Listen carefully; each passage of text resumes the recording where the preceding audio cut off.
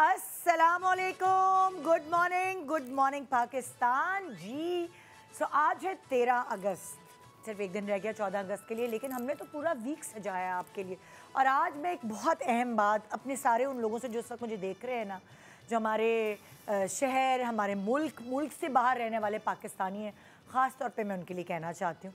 पता नहीं क्यों हमारे अंदर एक आदत डेवलप हो गई है, हम किसी की तारीफ़ नहीं करते, हम किसी को अप्रिशिएट नहीं करते, और बुराई करने में, ट्रोल करने में हम सबसे आगे होते हैं। क्या होगा इस मुल्क का? सड़कें देखो, अरे बोर्ड्स देखो जो लगे हुए हैं, अरे क्या रंग उतर गया, बिल्डिंग्स कैसी हैं, बिजली का मसला, पानी का मसला, गैस का बहुत मसले हैं। मैं ये नहीं कह रही कि नहीं है या मैं उसे कवर नहीं कर रही, लेकिन जब आप दुनिया घूमते हैं ना तो आपको अंदाज़ा होता है कि मसले कहाँ नहीं हैं। मसले हर जगह हैं, कहीं कोई मसला है, कहीं कोई मसला है। तो साफ सी बात है, अल्हम्दुलिल्लाह मेरी पाकिस्तान में कोई सड़क पे स्नैचिंग या चोरी नहीं हुई। अरे बाहर हुई है, पाकिस्तान से बाहर हुई है। जो लोग कहते हैं ना कि हाय सेफ़ नहीं है, ये नहीं है, वो नहीं है, मेरी बेटी के मोबाइल पाकिस्तान में नहीं चोरी हुए, 2 दफ़ा यूके में चोरी हुए हैं। जब आप पूरी दुनिया घूमते तो आपको अंदाज़ा होता है कि हम उठते बैठते अपने मुल्क को इतना बुरा भला क्यों कह रहे हो। तो ख़ास तौर पे मैं उन पाकिस्तानियों को कहूँगी जो यहाँ पाकिस्तान से शिफ्ट हो जाते हैं पाकिस्तान से बाहर, और जब कभी वो घूमने फिरने, जब उनको याद सताती है मट्टी की या शॉपिंग करनी होती है, और जब वापस आते हैं तो मुंह पे रुमाल रखे होते हैं। पॉल्यूशन, बहुत सारे मेरे रिश्तेदार भी ऐसे हैं, बहुत सारे आपके रिश्तेदार भी ऐसे होंगे। कहाँ रहते थे, क्या थे, सब कुछ भूल कर जब वो दोबारा वापस आते तो उनको एकदम कुछ होने लगता है। पॉल्यूशन, लाइट, गैस, पानी, सबके ऊपर। ये आदत हमारे अंदर कहाँ से आई आपको पता है? मैं आपको बताऊँ ये कैसे डेवलप हुई है। हमने अपने घरों में देखा है, कि कभी हमारी माँओं की तारीफ़ें नहीं हुई हैं, कभी उस औरत की तारीफ़ नहीं हुई है जो मेहनत से रोटी डालती है, खाना पकाती है। क्यों? ये समझा जाता है चढ़ जाएगी। आपकी अपनी दादियाँ ही आपके अब्बा को समझा रही होती हैं कि नहीं करना भाई, ज़्यादा दिमाग तुम्हारे सर पे सवार हो जाएगी। वहाँ ये देखा गया कि तारीफ़ नहीं हो रही, कोई भी चीज़ अच्छी पकी है तो उसके बाद बच्चों के लिए समझा जाता है अच्छे नंबर भी आ जाए, उनका फ़र्ज़ है, हम पैसे दे रहे हैं, हम खर्चा कर रहे हैं, उनका फ़र्ज़ है अच्छी पढ़ाई करना। No appreciation. फिर हम आगे बढ़ते हैं तो क्या होता है, ऑफिसेज़ में बॉस हमें बड़ा धुतकार के रखते हैं। क्यों? अगर इसकी अच्छे काम की तारीफ़ कर दी तो ये तो तनख्वाह बढ़वाएगा। तो वहाँ भी हमारे इर्द गिर्द हमें हर जगह यही नज़र आ रहा होता है, किसी को अप्रिशिएट नहीं करना, किसी की तारीफ़ नहीं करना। मीन मीख निकालने के लिए इतने बड़े बड़े लेटर लिख दिए जाते हैं, सोशल मीडिया पे इतने बड़े बड़े ऐलानात कर दिए जाते हैं, लेकिन ट्रोल करने के लिए क्या क्या नहीं होता भाई। लेकिन तारीफ़ तो कभी करनी ही नहीं ना, ये तो हमने सीखा ही नहीं, माँ के पेट से सीख के नहीं आए, कोई भी सीख के नहीं आता, लेकिन उसके बाद जो हमने सीखा वो हम अपनी प्रैक्टिकल लाइफ पे अप्लाई कर रहे हैं। तो हमने सोचा, और हम भी बड़े कंजूस हैं इस चीज़ में, हम भी ऐसा करते हैं, बड़े अलग अलग किस्म के शोज़ कर रहे होते हैं। ये शो हमें कभी कभार हमारे सर पे ठुड्डा पड़ता है, हम कहते हैं यार बहुत ज़्यादती हो रही है, कोई बात नहीं, रेटिंग आती रहेगी, कोई एक शो ऐसा रखो जिसमें एप्रिसिएशन बहुत ज़रूरी है। क्यों हम हमेशा बुरा चेहरा ही अपने मुल्क का दिखाते हैं, अच्छा चेहरा भी दिखाएं, क्या क्या हो रहा है, होप बढ़ाएं लोगों में। आज कुछ ऐसे नौजवान नस्ल, कुछ ऐसे हमारे साथ लोग मौजूद हैं जिनकी एक्नॉलेजमेंट करना बहुत ज़रूरी है, जिनको अप्रिशिएट करना बहुत ज़रूरी है, इंटरनेशनली पाकिस्तान को एक अच्छे रूप में रिप्रेजेंट कर रहे हैं। क्यों ना आज ये प्लेटफॉर्म हम उनको देते हैं और आपको बताते हैं कि ऐसे लोग भी हैं पाकिस्तान में, है ना, सिर्फ बुराई नहीं, अच्छाई भी है। और ये तो एक छोटा सा पैच है, कुछ लोग हैं जो इस प्लेटफॉर्म पे इस 2.5 घंटे में शामिल हो पाएंगे, न जाने और कितने कितने ज्वेल्स, कितने कितने हीरे छुपे हुए हैं, जिनको शुक्र है अल्हम्दुलिल्लाह सोशल मीडिया ढूंढ ढूंढ के निकाल रहा है, और उनकी मदद से हम उनको इस प्लेटफॉर्म तक ला पा रहे हैं। गुड मॉर्निंग पाकिस्तान, ब्रेक के बाद हमारे साथ रहिए, मेरे साथ मिलके बोलिए, पाकिस्तान जिंदाबाद।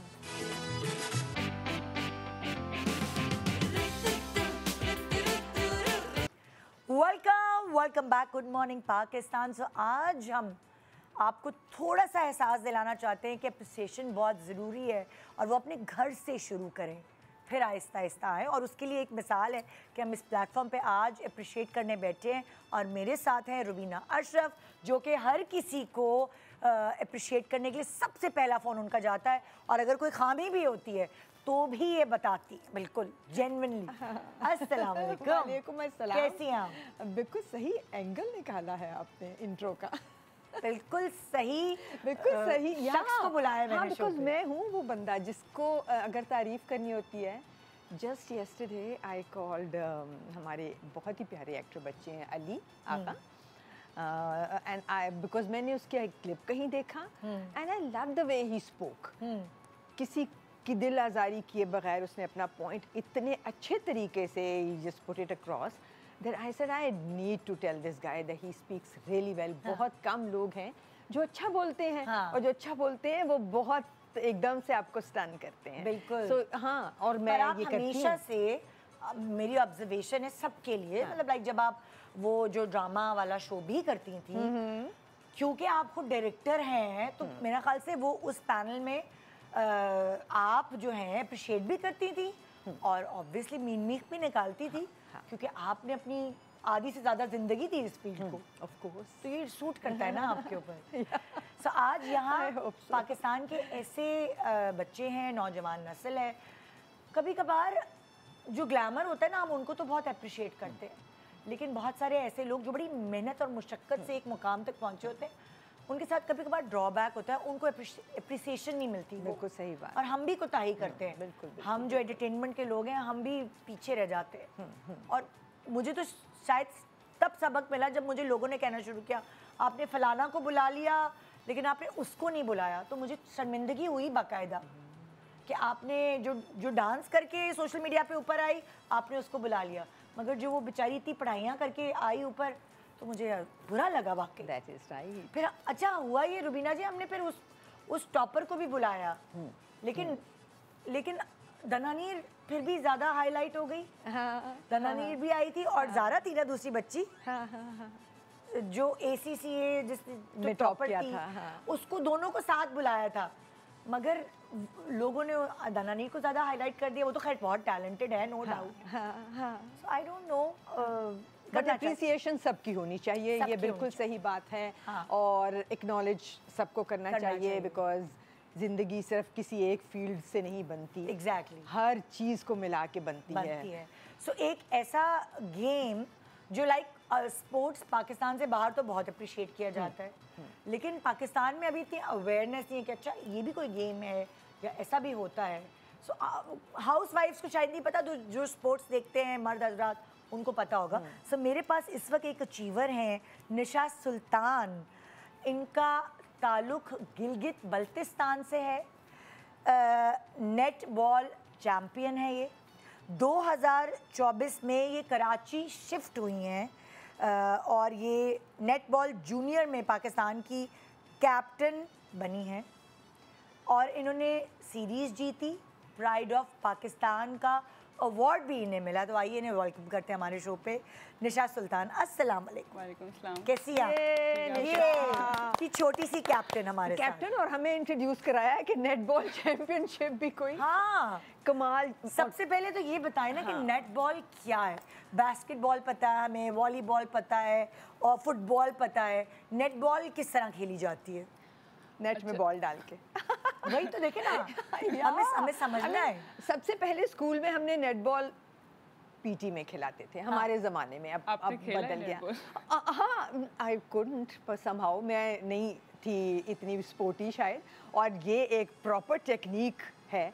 बट आई लव, अभी भी जब मैं नेटबॉल खेलती, किसी को देखती हूँ खेलता, यू नो, और दुनिया में, सो मेरे लिए ये बहुत फैसिनेटिंग होता है कि इतने आराम से लोग, अब I want to see you playing netball. कैसे खेलते हैं? अच्छा, netball is basically like similar to basketball. अच्छा, ठीक है। लाइक मुझे भी, जब मैं गांव से आई थी, मुझे भी नहीं पता था कि नेटबॉल कोई स्पोर्ट्स है। मैंने रिसर्च किया, मेरी दोस्त ने मुझे बताया था नेटबॉल के बारे में। उसके बाद फिर मुझे स्पोर्ट्स अच्छी लगी, सॉरी नेटबॉल मुझे अच्छी लगी। फिर उसके बाद फिर मैंने, जिस तरह बास्केटबॉल खेलते हैं उस तरह नेटबॉल खेलते हैं। हाँ, लेकिन उसमें बास्केटबॉल में ड्रिबलिंग होती है, राइट? उसमें नेटबॉल में नहीं होती ड्रिबलिंग, पासिंग होती है। मुझे नेटबॉल ज़्यादा डिफिकल्ट लगता है एज़ कम्पेयर टू बास्केटबॉल। लोगों को बास्केटबॉल थोड़ा सा डिफिकल्ट लगता है। हाँ। सो ये नेटबॉल बास्केटबॉल से थोड़ी बहुत मिलती जुलती है, उसमें पीछे सपोर्ट लगा होता है, इसमें नहीं लगा होता। मैं शूटर खेलती हूँ नेटबॉल में। अच्छा। सो उसमें नहीं लगा होता, और नेटबॉल में सिर्फ 2 शूटर होते हैं, एंड बास्केटबॉल में सारे 5 प्लेयर्स जितने भी होते हैं वो सब शूट कर सकते हैं। So yes, basketball. अच्छा, एक और बहुत इंपॉर्टेंट बात, देखो आपका ताल्लुक है गिलगित बल्तिस्तान से, और हमारे यहाँ ना ये वो बना हुआ है कि नॉर्दर्न एरियाज़ में शायद लड़कियों को इतनी अपॉर्चुनिटीज़ नहीं मिलती, जबकि लिटरेसी रेट वहाँ बहुत अच्छा है गिलगित बल्तिस्तान में। लेकिन सही बात है, स्पोर्ट्स में हमारे पास इतनी अपॉर्चुनिटीज़ होती नहीं है। हाँ। जैसे मैंने आपको बताया, लाइक मैं स्पोर्टी थी बचपन से, मैं कभी कभी कॉलेज में स्कूल में खेलती थी, लेकिन हमारे वहाँ पे सिर्फ स्पोर्ट्स वीक होता था पूरे साल में। हाँ। यहाँ पे फिर भी स्कूल्स में स्पोर्ट्स डे होता है, स्पोर्ट्स पीरियड होता है, वहाँ पे पूरे साल में सिर्फ स्पोर्ट्स वीक होता था, और इतनी नॉलेज नहीं थी। मतलब स्पोर्ट्स में सिर्फ ये नहीं कि आप खेलो जाओ और आओ, एंड ये चीज़ें नहीं होती, बहुत सारी चीज़ें होती हैं, आपका कूल डाउन वार्म अप, ये सारी चीज़ें होती हैं, और ये सारी चीज़ें वहाँ पे हमें नहीं सिखाते। वो टीचर्स भी जो स्पोर्ट्स के आपको दूसरे शहरों में मिलते हैं वो भी नहीं मिलते नहीं होंगे वहाँ, जो आपको ट्रेन करें। लेकिन वहाँ पे टीचर्स भी नहीं होते थे। टीचर्स भी नहीं होते हाँ, थे। टीचर्स नहीं होते तो थे। तुमने मतलब लाइक तुम्हें शौक कैसे पैदा हुआ ये वाला कि ये इसमें मैं एक्सेल करूँ? अच्छा, शौक मुझे ऐसे हुआ, मेरी फादर की डेथ हो गई थी 2016 में। अच्छा। सो उसके बाद फिर मैं अपनी बहन के पास कराची आई थी, मेरी बहन ने मुझे कराची बुलाया था, और उसके बाद फिर लाइक मुझे बचपन से डॉक्टर बनना था। फिर क्योंकि जैसे आपने बताया लिटरेसी रेट वहाँ पे ज़्यादा है, जिसे खुद बनना था, जबरदस्ती नहीं बना रहा था कोई। लाइक डैडी ने मुझे बचपन से बोला था कि या डॉक्टर बनना है या इंजीनियर बनना है, तो मुझे ये था कि मैं डॉक्टर बनूँ या इंजीनियर बनूँ। सो डैडी की डेथ के बाद लाइक मैं थोड़ा सा डिप्रेशन में चली गई थी, मुझसे चीज़ें नहीं हैंडल हो रही थी। और फिर पढ़ाई मुझसे सही हुई नहीं, ठीक है। उसके बाद मेरे ग्रेड्स इतने अच्छे नहीं आए कि मैं डॉक्टर बन सकूं। ओके। उसके बाद मुझे समझ नहीं आया, मैं डिप्रेशन में चली गई कि भाई इसके आगे कुछ नहीं, मैं कुछ नहीं कर सकती, ठीक है। और वहाँ पे भी लाइक नहीं बताया था कि आप इसके अलावा भी और चीज़ें कर सकते हो, ठीक है। तो वहाँ पे प्रायोरिटी यही डॉक्टर या इंजीनियर। ओके, सही। उसके बाद फिर मेरी अम्मी को भी काफ़ी बुरा लगा था, वो कह रही थी आप BSc कर लो, अगर डॉक्टर नहीं बन सकते तो कोई बात नहीं। उसके बाद फिर मेरी बहन की मुझे कॉल आई और मैं रोई उनके सामने ना, कॉल पे उनके साथ। फिर उन्होंने मुझे कहा कि यहाँ पे और भी बहुत सारी चीज़ें हैं, ठीक है, ज़रूरी नहीं है कि आप सिर्फ डॉक्टर बनो, इंजीनियर बनो। हाँ। कराची आओ, एक्सप्लोर करो, देखो, और फिर और भी मतलब आप में और कोई टैलेंट हो सकता है, ठीक है। क्योंकि इंसान को कभी कभार खुद भी नहीं पता होता कि खुद ये भी नहीं चीज़ पता होगा उसके अंदर छुपी हुई है। मुझे पता ही नहीं था नेटबॉल के बारे में बचपन से। हाँ। सो मैं कराची आई, खैर मैं यूनिवर्सिटी के लिए आई थी। उसके बाद फिर मेरी बहन ने मुझे कहा था कि आप जो है ना सिर्फ पढ़ाई पे मतलब ध्यान दो, लेकिन उसके साथ और भी कोई चीज़ सीखो, आप सीख सकती हो। क्योंकि एक्सरसाइज और ये स्पोर्ट्स ये आपके डिप्रेशन को ख़त्म करता है, कम करता है, आपका हैप्पी हार्मोन रिलीज होता है। और सीरियसली नेटबॉल लाइक मेरे लिए लाइफ चेंजिंग था। नेटबॉल से पहले लाइक उससे पहले और उसके बाद मुझ में बहुत ज़्यादा डिफरेंस आया था। नेटबॉल के बाद मैंने ज़िंदगी जीना सीखा था, ठीक है। और मतलब मैं बहुत सारी चीज़ों से ना नेटबॉल ने लाइक समझे मेरी लाइफ कॉलेज यूनिवर्सिटी में खेलती थी क्या? मैं खेलती ऐसे थी। कैसे पता चला तुम्हें कि ये खेलना है? मैं भी एग्जैक्टली यही पूछना चाहती थी कि शुरू कैसे हुआ? जैसे मैंने आपको बताया ना, वहाँ पे पूरा एक स्पोर्ट्स वीक होता था, तो उसमें मैं सारे स्पोर्ट्स खेलती थी। मैं बैडमिंटन खेलती थी, क्रिकेट खेलती थी, रूल्स का कुछ नहीं पता होता था, लेकिन मैं वहाँ जीतती भी थी। अच्छा। बैडमिंटन में मैं वुमेन ऑफ द मैच हुई थी, जो स्पोर्ट्स वीक होता है हमारा। तो ऐसे काफ़ी ट्रॉफीज़ लेके मैं घर गई थी। अच्छा, मम्मी खुश हुई, लेकिन कहती है कि खेल में सिर्फ तुम लेके आना, ग्रेड्स तुम्हारे इतने अच्छे नहीं आते, और सिर्फ स्पोर्ट्स स्पोर्ट्स स्पोर्ट्स। मैंने फिर अच्छा वहाँ था थोड़ा सा मैं डिसहार्ट हो गई थी। मैंने कहा यार मैंने मतलब जीता है, अप्रिशिएट तो करे एटलीस्ट। नहीं, अब तुम मुझे कराची की कहानी सुनाओ ना, नेटबॉल के अंदर एंटर कैसे हुई, फिर एक्सपर्ट, चैंपियन, कैप्टन, ये कैसे? अच्छा, ये मैं वैसे अपनी गुड लक समझती हूँ। हर चीज़ अल्लाह ताला, जैसे आपकी नीयत आसान होती है, अल्लाह अच्छी होती है, अल्लाह ताला आपके लिए खुद रास्ते आसान करते जाते हैं, राइट। तो मेरे साथ भी यही हुआ। मैं कराची आई, उसके बाद मेरी बहन ने मुझे कहा था कि और भी टैलेंट हो सकता है तुम्हारे अंदर। उन्होंने मुझे मेकअप क्लासेस में डाला, गिटार बजाना सिखाया, और भी बहुत सारी चीज़ें डिफरेंट। देखो कभी कभार दूसरा कोई पुश करता है तो आप अपना आपको एक्सप्लोर कर पाते हैं, है ना। मैंने वैसे गिटार भी थोड़ा बहुत बजाना सीख लिया था, लेकिन उसमें मैं इंटरेस्ट नहीं ले रही थी इतना कोई। मतलब वैसे जैसे मेरी बहन मुझे ज़बरदस्ती करा रही है वाला सीन कि उनको मैं खुश रखूं, ठीक है, मैं उनके लिए भी सीख रही हूँ, ये भी सीख रही हूँ। उसके बाद फिर हम लोग एक दफ़ा ग्रोसरी लेने गए थे।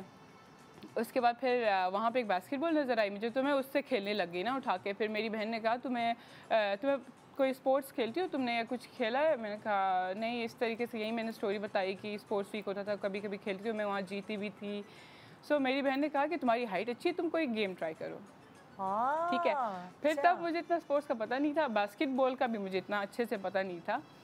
तो मैंने कहा हाँ मैं बैडमिंटन खेलती हूँ। ठीक है, तो उन्होंने मुझे कहा चलो तुमने बॉल पकड़ी है तो बैडमिंटन कैसे खेलती हो? मैंने कहा कि मतलब मैंने बचपन में खेला है, सारा कुछ किया है, क्रिकेट और इसका मुझे पता है। फिर उन्होंने कहा कि नहीं कोई बॉल वाली गेम ट्राई करो, ये बास्केटबॉल खेलो, इसमें हाइट चाहिए होती है। सो हमारे घर के नीचे एक कोर्ट था, उन्होंने मुझे वो बास्केटबॉल दिलाई एंड देन मैं वहाँ जाके मैंने खेला और मैंने एक गोल किया ना, सारे हम लोग थे ऐसे ही हम लोग खेल रहे थे और मैंने किया। तो उन्होंने कहा मैं तुम्हें एकेडमी में एडमिशन दिलाती हूँ। मैंने कहा ठीक है। तो बास्केटबॉल की कोई एकेडमी का मुझे पता नहीं था। उसके बाद लकीली ये हुआ कि मेरा एडमिशन हो गया यूनिवर्सिटी में। उसके बाद मेरी एक कज़न है, करीमा नाम है उसका, और वो नेटबॉल खेलती थी। हुंजा जो जहाँ से मैं ताल्लुक़ रखती हूँ वहाँ से मतलब हुंजा थोड़ा डेवलप है, वहाँ पे चीज़ें लोगों को पता होती हैं। मैं गज़र से हूँ, ठीक है, तो अच्छा। गज़र में इतनी चीज़ें नहीं पता होती। तो उसने एक चैम्पियनशिप में पार्टिसिपेट किया हुआ था। ओके। और वो सीन टीम के लिए खेली हुई थी और उसने मुझे कॉल की all of the sudden out of nowhere. उसने कहा कि तुम कराची में हो? मैंने कहा हाँ। उसने कहा कि यार नेटबॉल ऐसे स्पोर्ट्स है और इस तरीके से हमें सिंध टीम के लिए एक शूटर चाहिए और तुम्हारी हाइट अच्छी है, अगर तुम सीखो ट्राई करो। मैंने कहा यार पता नहीं क्या है, मुझे नहीं पता नेटबॉल खुद ही खुदा का। अल्लाह ताला कार्व कर रहा है इसके रास्ते ना। मैं कहा नेटबॉल करनी। उसने कहा एक दफ़ा आओ ट्राई करो, एकेडमी देखो, अगर समझ आते तो ठीक है, तुम प्रैक्टिस पे आ जाना रोज़, नहीं तो फिर मत आना। और मेरी बहन मुझे पुश करती रहती थी, कहती थी तुमने जाना है, मेहनत करनी है, अपने आप को मतलब कहीं पे बिजी रखो, तुम्हारा दिमाग बिजी रहे ताकि तुम दूसरी चीज़ें ना सोचो। ठीक है, देन फिर मैं गई एकेडमी जाने के बाद उन्होंने बहुत एक्सरसाइज कराई मैं रोते हुए कराई। मैंने कहा मुझसे नहीं हो रहा, मैं नहीं जा सकती, बहुत भगाते हैं। उन्होंने कहा अब तुम इसी एकेडमी में जाओगी।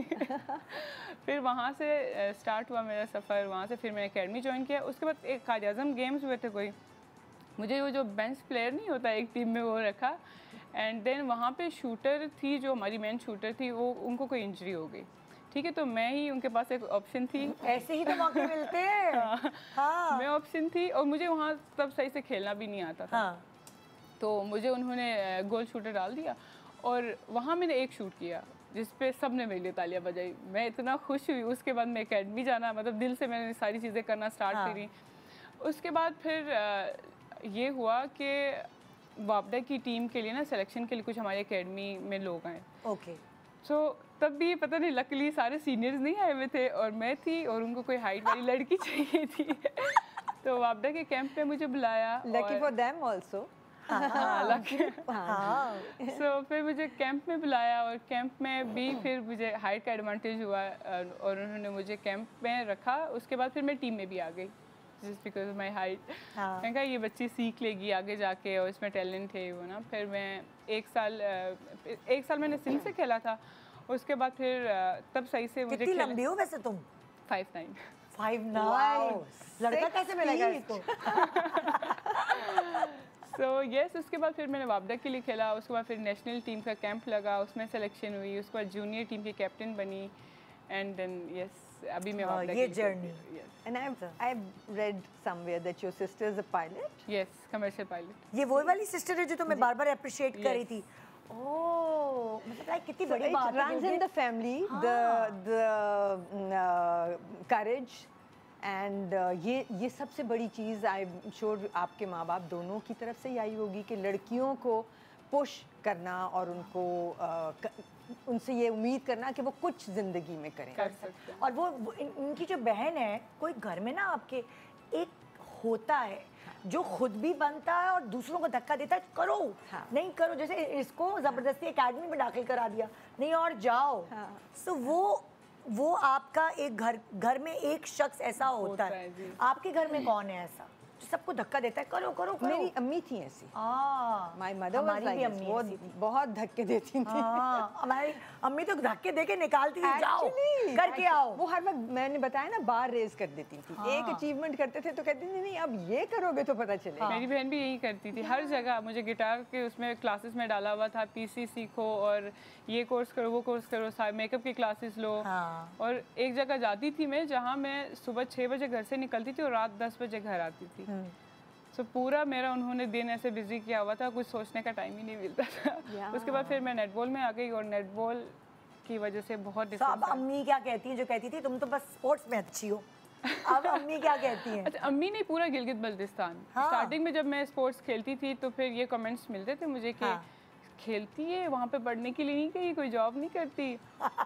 तो मेरी अम्मी भी मुझे कहती थी, लेकिन मेरी अम्मी अब माशाल्लाह मुझसे बहुत खुश हैं। और जब मैं सिंगापुर से सीरीज जीत के आई थी तो गिलगित पे मेरा बहुत अच्छा वेलकम हुआ था। That's what I read about. मैंने सुना आपका इंटरव्यू जिसमें आपने बताया कि कोई 150 गाड़ियाँ आपको लेने आई गिलगित से मेरे घर तक। वाकई जी, गिलगित से मेरे घर तक कोई 150 गाड़ियाँ थी और हर कोई बंदा आके मिल रहा था मुझसे। And you weren't expecting that।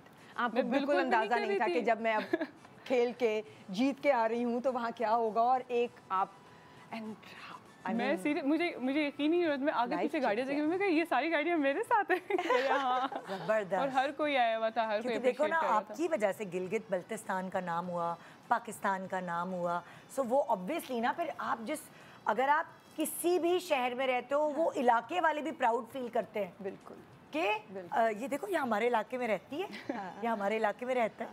एक छोटा सा ब्रेक ले रहे हैं। ब्रेक के बाद इसी तरह हमारे बहुत सारे ऐसे मेहनती नौजवान नस्ल जिनके हाथ में मशल है पाकिस्तान की, और एक होप है जो वो जगा रहे हैं सबके अंदर, आज उनको अप्रिशिएट करने बैठे हैं हम दोनों और आप भी। गुड मॉर्निंग पाकिस्तान, पाकिस्तान जिंदाबाद।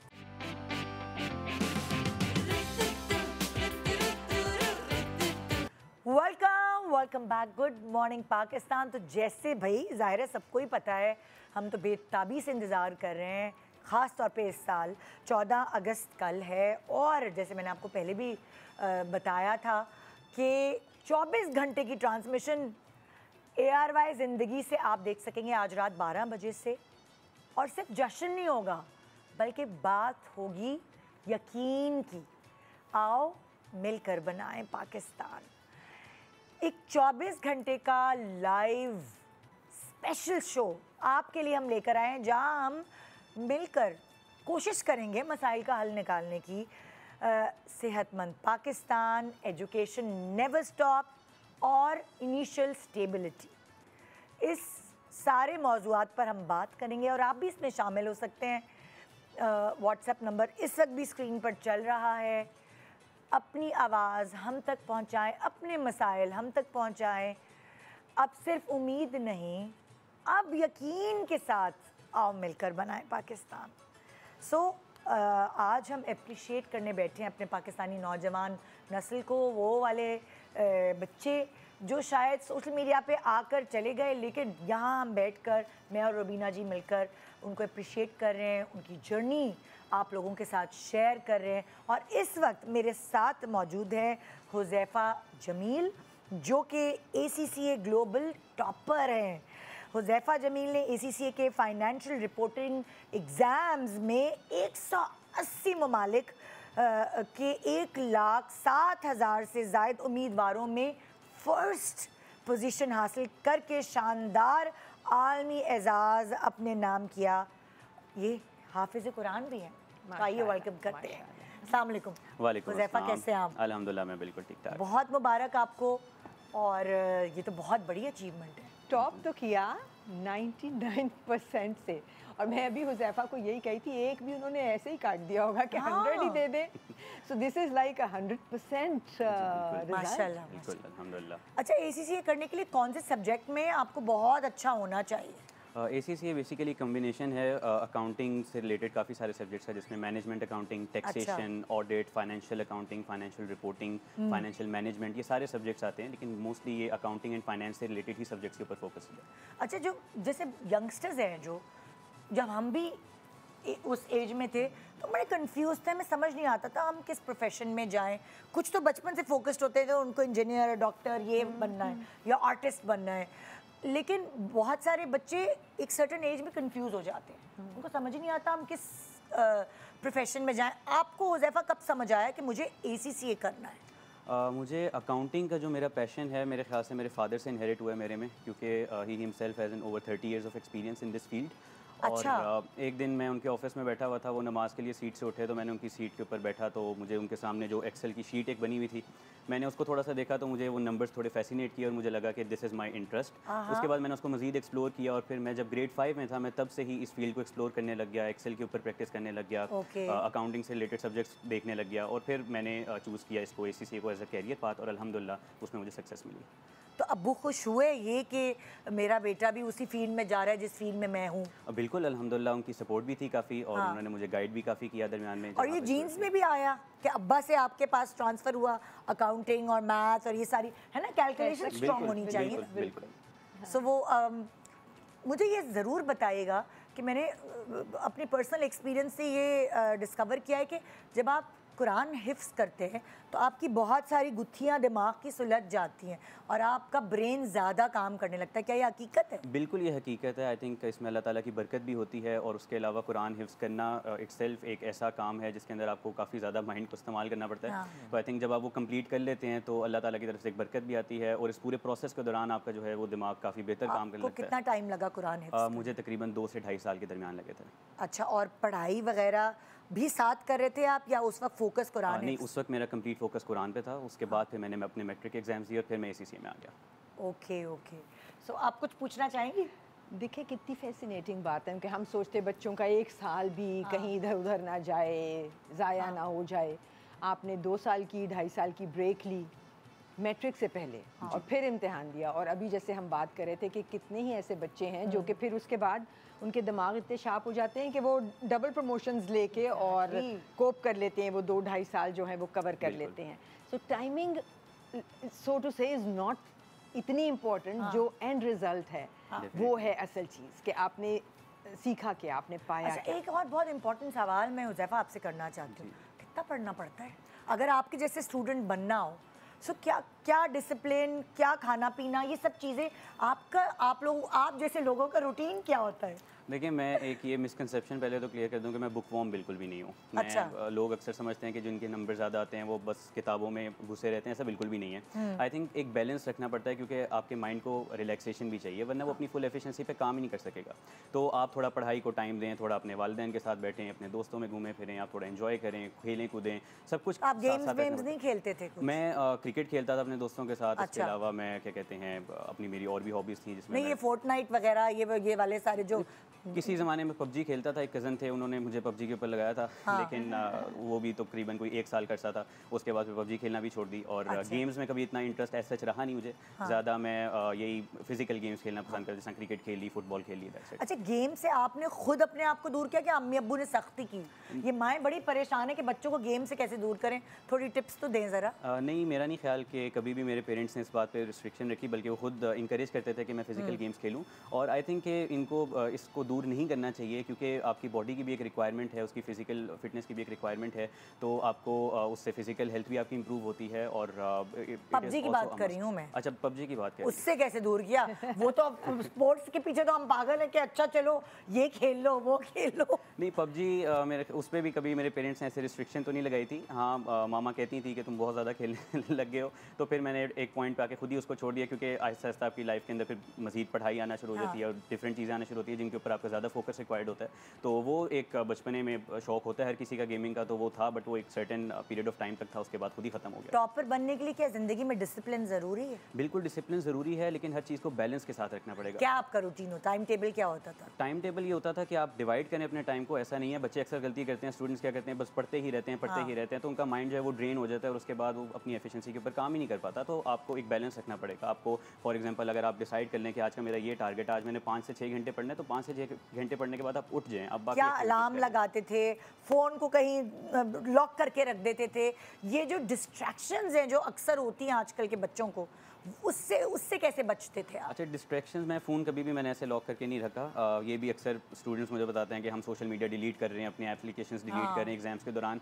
आई थिंक ऐसा भी नहीं होना चाहिए। वंस अगेन मैं उसी बात पे फोकस करूंगा कि आपको सारी चीज़ें साथ साथ लेके चलनी पड़ती है। डिसिप्लिन कैसे करना है? You have to set your targets and you have to give you rewards for them. For example, मैं अगर अपनी बात करूँ तो मैं कहता था मैं खाने का बहुत शौकीन हूँ, तो मैं कहता था कि जो है ना, मैंने आज इतना करने के बाद फॉर एग्जाम्पल ये चीज़ खानी है, तो मैं इस तरीके से अपने टारगेट्स को अचीव करता था। और अगर मैं एक दिन का टारगेट अचीव कर लेता था तो उसके बाद फिर मैं नहीं पढ़ता था, चाहे जो मर्जी हो जाए। हाँ, बट आप 6 से 8 घंटे, तो मैंने आपका इंटरव्यू सुना था, एक दिन में पढ़ते थे? आखिरी के दिनों में जाके, जब एग्जाम्स के करीब जाके, बिल्कुल। सो क्या कभी कोई नर्वसनेस एग्जाम देते हुए आपको हुई कि मैं भूल गया सब? अक्सर होता है ना बच्चों के साथ, तो क्या मैं ये पूछना चाहती हूँ टॉपर्स की ज़िंदगी कैसी होती है? जो शुरू के एग्ज़ाम्स थे उसमें मेरे टीचर्स ने जब मेरे क्लास के जो टेस्ट्स हुए जो भी फाइनल एग्ज़ाम से पहले, उसमें उन्होंने मेरे रिजल्ट्स देखे तो उन्होंने मुझे कहा कि हुज़ैफ़ा आप जो है ना वो अच्छा स्कोर कर सकते हो, आप 100 ले सकते हो। तो उसको मैंने थोड़ा अपने जहन के ऊपर सवार कर लिया और मुझे ऐसा फील हुआ कि एग्ज़ाम्स में मैं नर्वस हो गया और मैं पैनिक कर गया और वो हर क्वेश्चन को सॉल्व करते हुए मेरे जहन में आ रहा था हुज़ैफ़ा 100 लेने हैं, 100 लेने हैं। तो आई थिंक कि इस चीज़ को सवार नहीं करना चाहिए क्योंकि मैं पहले एग्ज़ाम में 88 मार्क्स सिर्फ ले सका, जबकि मैं एक्सपेक्ट कर रहा था 96, 98 या 100। तो फिर मैंने फील किया कि आपको अपनी बेस्ट एफर्ट करनी चाहिए, अपनी दिल से कोशिश करनी चाहिए और बाकी अल्लाह ताला पे छोड़ देना चाहिए। और ऐसा ही किया जिसके बाद मुझे अल्हम्दुलिल्लाह 2 एग्ज़ाम्स में ग्लोबल पोजीशन का अवार्ड मिला। कुर्बानियाँ क्या क्या देनी पड़ी? शादी, सालगिरह, बहुत सारे ऐसे इवेंट्स होते हैं रिश्तेदारों के जहाँ आपको मस्ट जाना होता है। हुज़ैफ़ा को क्या क्या कुर्बानियाँ देनी पड़ी? मुझे कोई ऐसी कुर्बानियाँ नहीं देनी पड़ी। इनफैक्ट घर में जो एक बेटा होता है जो सबसे ज़्यादा शादियों पे जा रहा होता है वो मैं खुद ही हूँ। और मैं ही हर शादी पे ज़्यादातर जा रहा होता हूँ कि कोई भी इवेंट हो तो उस पर भी मैं जा रहा होता हूँ। एंड वंस अगेन मैं तो ये इसका मतलब बच्चे हमें चकमा देते हैं, पढ़ाई करनी है हम नहीं जा सकते, चकमा देते हैं probably because they don't want to, क्योंकि वो उनको जाना नहीं है। वही तो ये देखें आज इन्होंने बता दिया भाई, जो इतने अच्छे नंबर लेके टॉप पे माशाल्लाह बीट किया है सबको। ट्यूशंस पे कभी रिलाई किया? नहीं, मैंने किसी से ट्यूशन नहीं ली, बस मैं जिस इंस्टीट्यूट में जाता था स्कैंस में मेरे जो टीचर थे सर ज़ुबैर सलीम, उन्हीं से मैंने सिर्फ इस सब्जेक्ट को पढ़ा था और उसके अलावा जो मैंने खुद प्रैक्टिस की बस वही थी। तो क्या कभी यूट्यूब वगैरह से हेल्प मिल जाती है अगर कोई चीज़ आपको समझ नहीं आ रही थी, आपकी दिमाग को एकदम वो कॉन्सेप्ट क्लियर करने के लिए? बिल्कुल, आई थिंक आजकल तो एआई और आर्टिफिशियल इंटेलिजेंस और टेक्नोलॉजी इतनी ज़्यादा तरक्की कर गई है कि आपको कोई भी कॉन्सेप्ट पूछना हो तो आप विद इन सेकेंड्स उसके ऊपर पूरी जो है वो डिटेल ले सकते हैं। आपको ज़्यादा डिटेल चाहिए, आपको ज़्यादा मिल जाएगी, आपको कम चाहिए कम मिल जाएगी। तो मुझे जिस कॉन्सेप्ट में कभी कोई मुश्किल होती थी मैं अपने टीचर से रब्ता करता था। अगर मुझे उसके बावजूद कोई कन्फ्यूजन रह जाती थी तो फिर मैं गूगल के ऊपर जाके उसको सर्च करता था और उससे रिलेटेड कोई शॉर्ट वीडियो देख लेता था, तो मुझे उसको क्लियर हो जाता था। घर में कौन था हुज़ैफ़ा जो कि आपको मोटिवेट करता था या कि जो आपके लिए बार रेज करता था या जिसको खुश करने के लिए आपने शुरू किया था पढ़ाई में या कि आपने अपने लिए किया था? नहीं, इसमें सारी चीज़ें हैं, अपने लिए भी है और ऑब्वियसली पेरेंट्स को प्राउड करना किसकी ख्वाहिश नहीं होती। पेरेंट्स के चेहरों पे जब स्माइल आती है और आपको पता होता है कि आप उसके सोर्स हैं तो वो एक फीलिंग ही डिफरेंट होती है। और बहन भाई अल्हम्दुलिल्लाह सब शुरू से ही बचपन से ही हम लोगों का टारगेट हमेशा क्लास में भी फर्स्ट पोजीशन सेकंड पोजीशन ही रहता था, तो वो पार तो रेज़ किया हुआ था पेरेंट्स ने शुरू से। बस ऐसा है कि ACCA में आके मेरे पेरेंट्स ने कभी भी मेरी स्टडी के बारे में मुझसे बात नहीं की कि क्यों पढ़ रहे हो, ज़्यादा कम पढ़ रहे हो, ज़्यादा पढ़ रहे हो। मैं अल्हम्दुलिल्लाह खुद ही उसमें अपनी दिल से करता था क्योंकि मेरा इंटरेस्ट भी था इस फील्ड में। जैसे मैंने पहले बताया मेरे फादर से इनहेरिट हुआ था, मेरा पैशन था फाइनेंस एंड अकाउंटिंग, तो अल्हम्दुलिल्लाह मैं खुद ही अपने दिल से पढ़ता था। मुझे कभी पेरेंट्स ने नहीं कहा कि पढ़ लो, ये कर लो, वो कर लो। अच्छा, एक और बहुत इम्पोर्टेंट सवाल हुज़ैफ़ा, बहुत सारे पेरेंट्स बहुत बड़े बड़े स्कूलों में बच्चों को डालते हैं कि हमारा बच्चा आगे बढ़ेगा, और आपको क्या लगता है क्या बड़ा स्कूल कामयाबी की निशानी है या बच्चे को खुद मेहनत करनी चाहिए चाहे उसको कोई भी प्लेटफॉर्म मिले? आई थिंक दोनों चीज़ें मस्ट हैं। मतलब अगर एक बहुत बड़ा स्कूल होगा लेकिन बच्चा जो है वो खुद दिल से मेहनत नहीं करेगा तो फिर भी रिजल्ट्स नहीं मिलेंगे, और अगर बच्चा बहुत अच्छे दिल से मेहनत करेगा लेकिन सही उसको प्लेटफॉर्म नहीं मिलेगा तो तब भी वो नहीं होगी। So it's a combination of efforts. स्कूलों की सिलेक्शन कौन करता था आपके घर में? स्कूल्स की सिलेक्शन तो फादर ही करते थे, उसके बाद जो इंस्टीट्यूट जिससे मैंने ACCA से और क्या स्कूल्स बहुत चेंज किया आपने या एक ही स्कूल में आप पढ़ते रहे? बेसिकली मेरी जो एलिमेंट्री स्कूलिंग है वो सऊदी से हुई थी क्योंकि मेरी वहाँ की पैदाइश है, तो वहाँ पे शिफ्ट करने पड़े थे स्कूल क्योंकि डिफरेंट एरियाज़ में आप शिफ्ट करते हैं तो फिर आपको स्कूल शिफ्ट करने पड़े थे, बट आई डोंट थिंक कि उसका ऐसा कोई इम्पैक्ट आया था। अच्छा जी। और बाकी इंस्टीट्यूट वगैरह फिर यहाँ पे? जी, यहाँ पे फिर मैंने जब रिसर्च किया तो मुझे पता चला कि scans is a big name और वो एक अच्छा इंस्टीट्यूट है, तो फिर मैंने उसमें एडमिशन लिया और अल्हम्दुलिल्लाह मैंने अपना पूरे ACCA की जर्नी वहीं से कंप्लीट की। ओके। सो अब मैं अपने अगले अचीवर्स जो हैं, यहाँ स्पोर्ट्स की बात हुई, सो अगले अचीवर्स की तरफ चलते हैं और मेरे साथ इस वक्त मौजूद हैं सैयदा मायरा अनवर एंड अहमद अली सिद्दीकी जो कि 11th taekwondo international tournament team से बैंकॉक में खेले थे। 3 सिल्वर और 4 ब्रॉन्ज मेडल जीते हैं। अस्सलाम वालेकुम and congratulations and welcome to show. वालेकुम सलाम, थैंक यू। कैसे हैं आप लोग? अल्हम्दुलिल्लाह। ये ताइक्वांडो वही हम जो बचपन में हमारे PT के बजाय वो वही होता है ना ताइक्वांडो? लाइक जूडो और कराटे की। हाँ, मैं तो बस येलो बेल्ट तक ही पहुंच पाई भाई। हाँ, तो ये माशाल्लाह तुम लोग तो चैंपियन बन चुके हो इसके। सो कब से शुरुआत की ज़िंदगी में, कौन सी क्लास थी जब ताइक्वांडो तुम लोगों की ज़िंदगी में आया? मैंने 8th क्लास से स्टार्ट किया था। अच्छा। क्योंकि मेरी मदर का इंटरेस्ट था, मेरे पेरेंट्स का मार्शल आर्ट से बैकग्राउंड है। अच्छा, कैसे? तो वो मेरी मदर ने कराटे किया है स्कूल में। अच्छा। और मेरे फादर ने बॉक्सिंग की अच्छा, हुई है। अच्छा, अच्छा। तो फिर मेरी अम्मी को इंटरेस्ट था कि हम उनके बच्चे भी कुछ करें, तो 8th क्लास में उनको एक एकेडमी दिखी थी, उन्होंने वहाँ एडमिशन करवाया और वहाँ से जर्नी स्टार्ट हुई है। हाँ। और आपका इंटरेस्ट आपका कैसे हुआ? मेरा 2011 में when I was 5 years old मेरे अच्छा। बाबा ने एडमिशन करवाया था बिकॉज उनका भी मार्शल आर्ट्स में बैकग्राउंड है, MMA किया हुआ उन्होंने, तो वो भी चाहते थे कि मेरा बेटा भी मार्शल आर्ट्स करे। हाँ। तो उन्होंने मेरा एडमिशन करवाया एंड देन बस वहीं से फिर मैंने अपनी जर्नी स्टार्ट करी। देन बीच में मैंने गैप लिया था एंड देन अपने इंटरेस्ट से मैंने 23 में वापस रीस्टार्ट किया। अच्छा, पढ़ाई में कैसे हो तुम दोनों, ये बताओ। अबव एवरेज तो कह सकते हैं। और तुम? अच्छा। अच्छे हो? अच्छा, क्या लड़कियों को फ़ायदा है कराटे सीखने का? कोई कभी ज़िंदगी में प्रैक्टिकली अप्लाई किया तुमने? अप्लाई करने का अल्हम्दुलिल्लाह मौका नहीं मिला है, लेकिन एक कॉन्फिडेंस आ गया कि अगर कुछ होगा तो हम अपने आप को बचा सकते हैं। मतलब डर नहीं है, जो आजकल एक बाहर निकलने से एक डर होता है, वो तोड़ सकती हो। कोई भी कुछ तंग करे तुम्हें तो, किसी का भी कर तो सकती बच हूँ। के रहना चाहिए। ओके। कुछ तो चल जाएगा। एक दोस्त ऐसा जरूर होना चाहिए जिंदगी में, अगर खुद ना भी आती हो, जिसको कि ये वाली ताइक्वांडो एंड जूडो कराटे आता हो। सो क्या ये इस तरह तुम्हारी दोस्तियां हो जाती हैं लड़कियों से कि भाई ये तो जरा हमारा गार्जियन बन जाएगी? बिल्कुल, मतलब खुद एक फील होता है, ये खुद एक आप रिस्पॉन्सिबिलिटी फील करते हो कि मुझे प्रोटेक्ट करना है अपनी फीमेल फ्रेंड्स को। तो चैंपियन बनने के बाद थोड़ा लोग बात करते हुए डरते हैं थोड़ा जरा? नहीं, डरते तो नहीं। डरते नहीं है क्योंकि अभी मुंह तोड़ जवाब दे देगी या कि एक लगा देगी, इसको गुस्सा न चढ़ जाए कि नहीं, है ना? नहीं। अच्छा, मुझे बताओ फ़र्क क्या है जूडो, कराटे, ताइक्वांडो? 3 लफ्ज़ हैं। ये अलग अलग मार्शल आर्ट्स हैं। अब जैसे कराटे में वो एक अलग चीज़ है, उसमें ज़्यादातर हाथ का यूज़ होता है। मैं ये नहीं कह रही किक्स नहीं होती हैं, मगर हाथ ज़्यादा, मेजॉरिटी हाथ है। अब ताइक्वांडो उसका ऑपोजिट है, उसमें मेजॉरिटी पैर का इस्तेमाल होता है, मेजॉरिटी किक्स पे हम डिपेंड करते हैं। लेकिन दोनों में ना एक परफॉर्मेंस आती है जिसको काता कहते हैं कराटे लैंग्वेज में। तो उसमें हम सेल्फ डिफेंस मूव्स करते हैं, परफॉर्म करते हैं, उसे रिकग्नाइज्ड होते हैं ये। तो वो दोनों में अलग अलग होता है, लेकिन एक ये सिमिलैरिटी है इन सब में कि कुछ आपको परफॉर्मेंस बेस्ड एक ही फैमिली है बस स्लाइटली डिफरेंट कह सकते हैं। कैसे इसमें तो सुना हाथ बात टांगे शोल्डर वगैरह डिसलोकेट हो जाते हैं, बिल्कुल तो हुआ वो सब हुआ नहीं है, लेकिन नी जैसे मगर हो सकता है इफ यू नॉट केयरफुल या मे बी मेरे साथ हो चुका है। आपके साथ हो चुका है। बैक इन 2023 मेरा नी लिगामेंट डैमेज हुआ था। ओके। अच्छा, पहुंचते कैसे हैं इस लेवल तक, ताइक्वांडो के नेशनल लेवल तक कैसे पहुंचते हैं? क्या सीढ़ी होती है, क्या तरीक़ेकार होते हैं? थोड़ा गाइडलाइंस दे सकते हो तुम लोग? जब आप स्टार्ट करते हैं तब आप डेफिनेटली वाइट बेल्ट से स्टार्ट करते हैं ना बच्चे, अक्सर उनको होता है कि या है ना, कंपल्सरी होता है कुछ स्कूल्स में। स्कूल में अब जाके कंपल्सरी हुआ है, पहले नहीं था। मेरे ज़माने में भी था, जब मैं स्कूलिंग कर रही थी। ओके, मेरे स्कूल में भी था।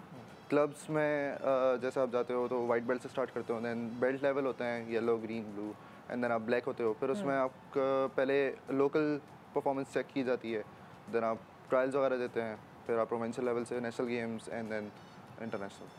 ओके, ये ऐसे है ना कि अगर आप अच्छा खेल रहे हो या कहीं किसी भी जगह पे, तो फिर आप आते हो ना नज़रों में उन लोगों की जो प्रोफेशनली इसको आगे और नेशनल और इंटरनेशनल लेवल पे ले जाना चाहते हैं। Then you start getting attention. छोटा सा ब्रेक ले रहे हैं, ब्रेक के बाद अटेंशन देंगे। और भी ऐसे नौजवान नस्ल हमारे पास यहाँ मौजूद है जिनको शायद अटेंशन ज़्यादा मिलनी चाहिए और हम देते नहीं हैं। आज एप्रिसिएशन डे है। Good morning Pakistan.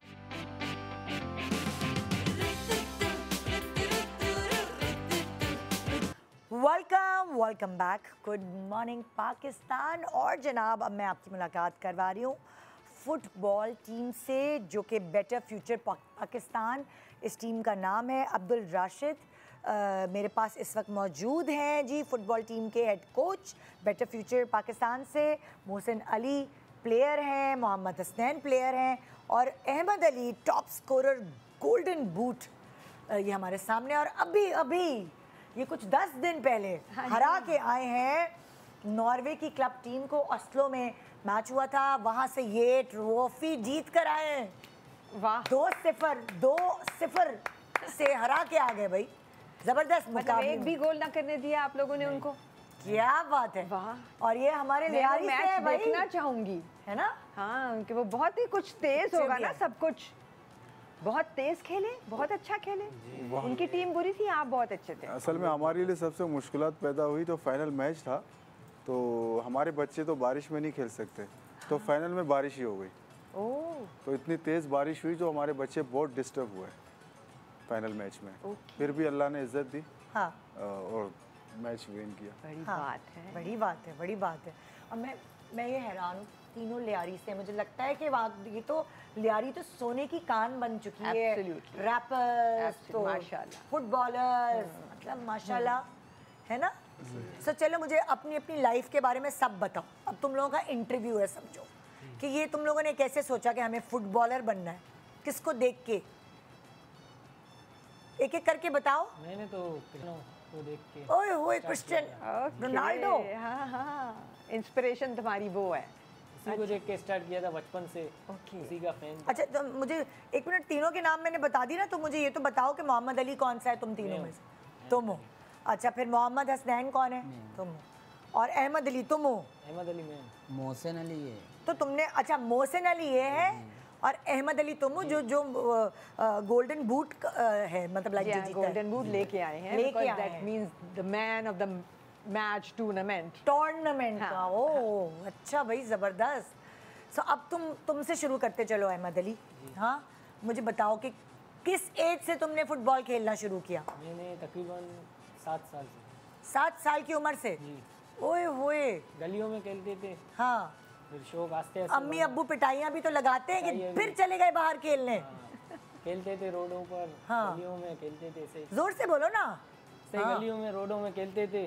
फिर अम्मी अब्बू ने कहा नहीं खेलो, छोड़ दो, पढ़ो, काम करो।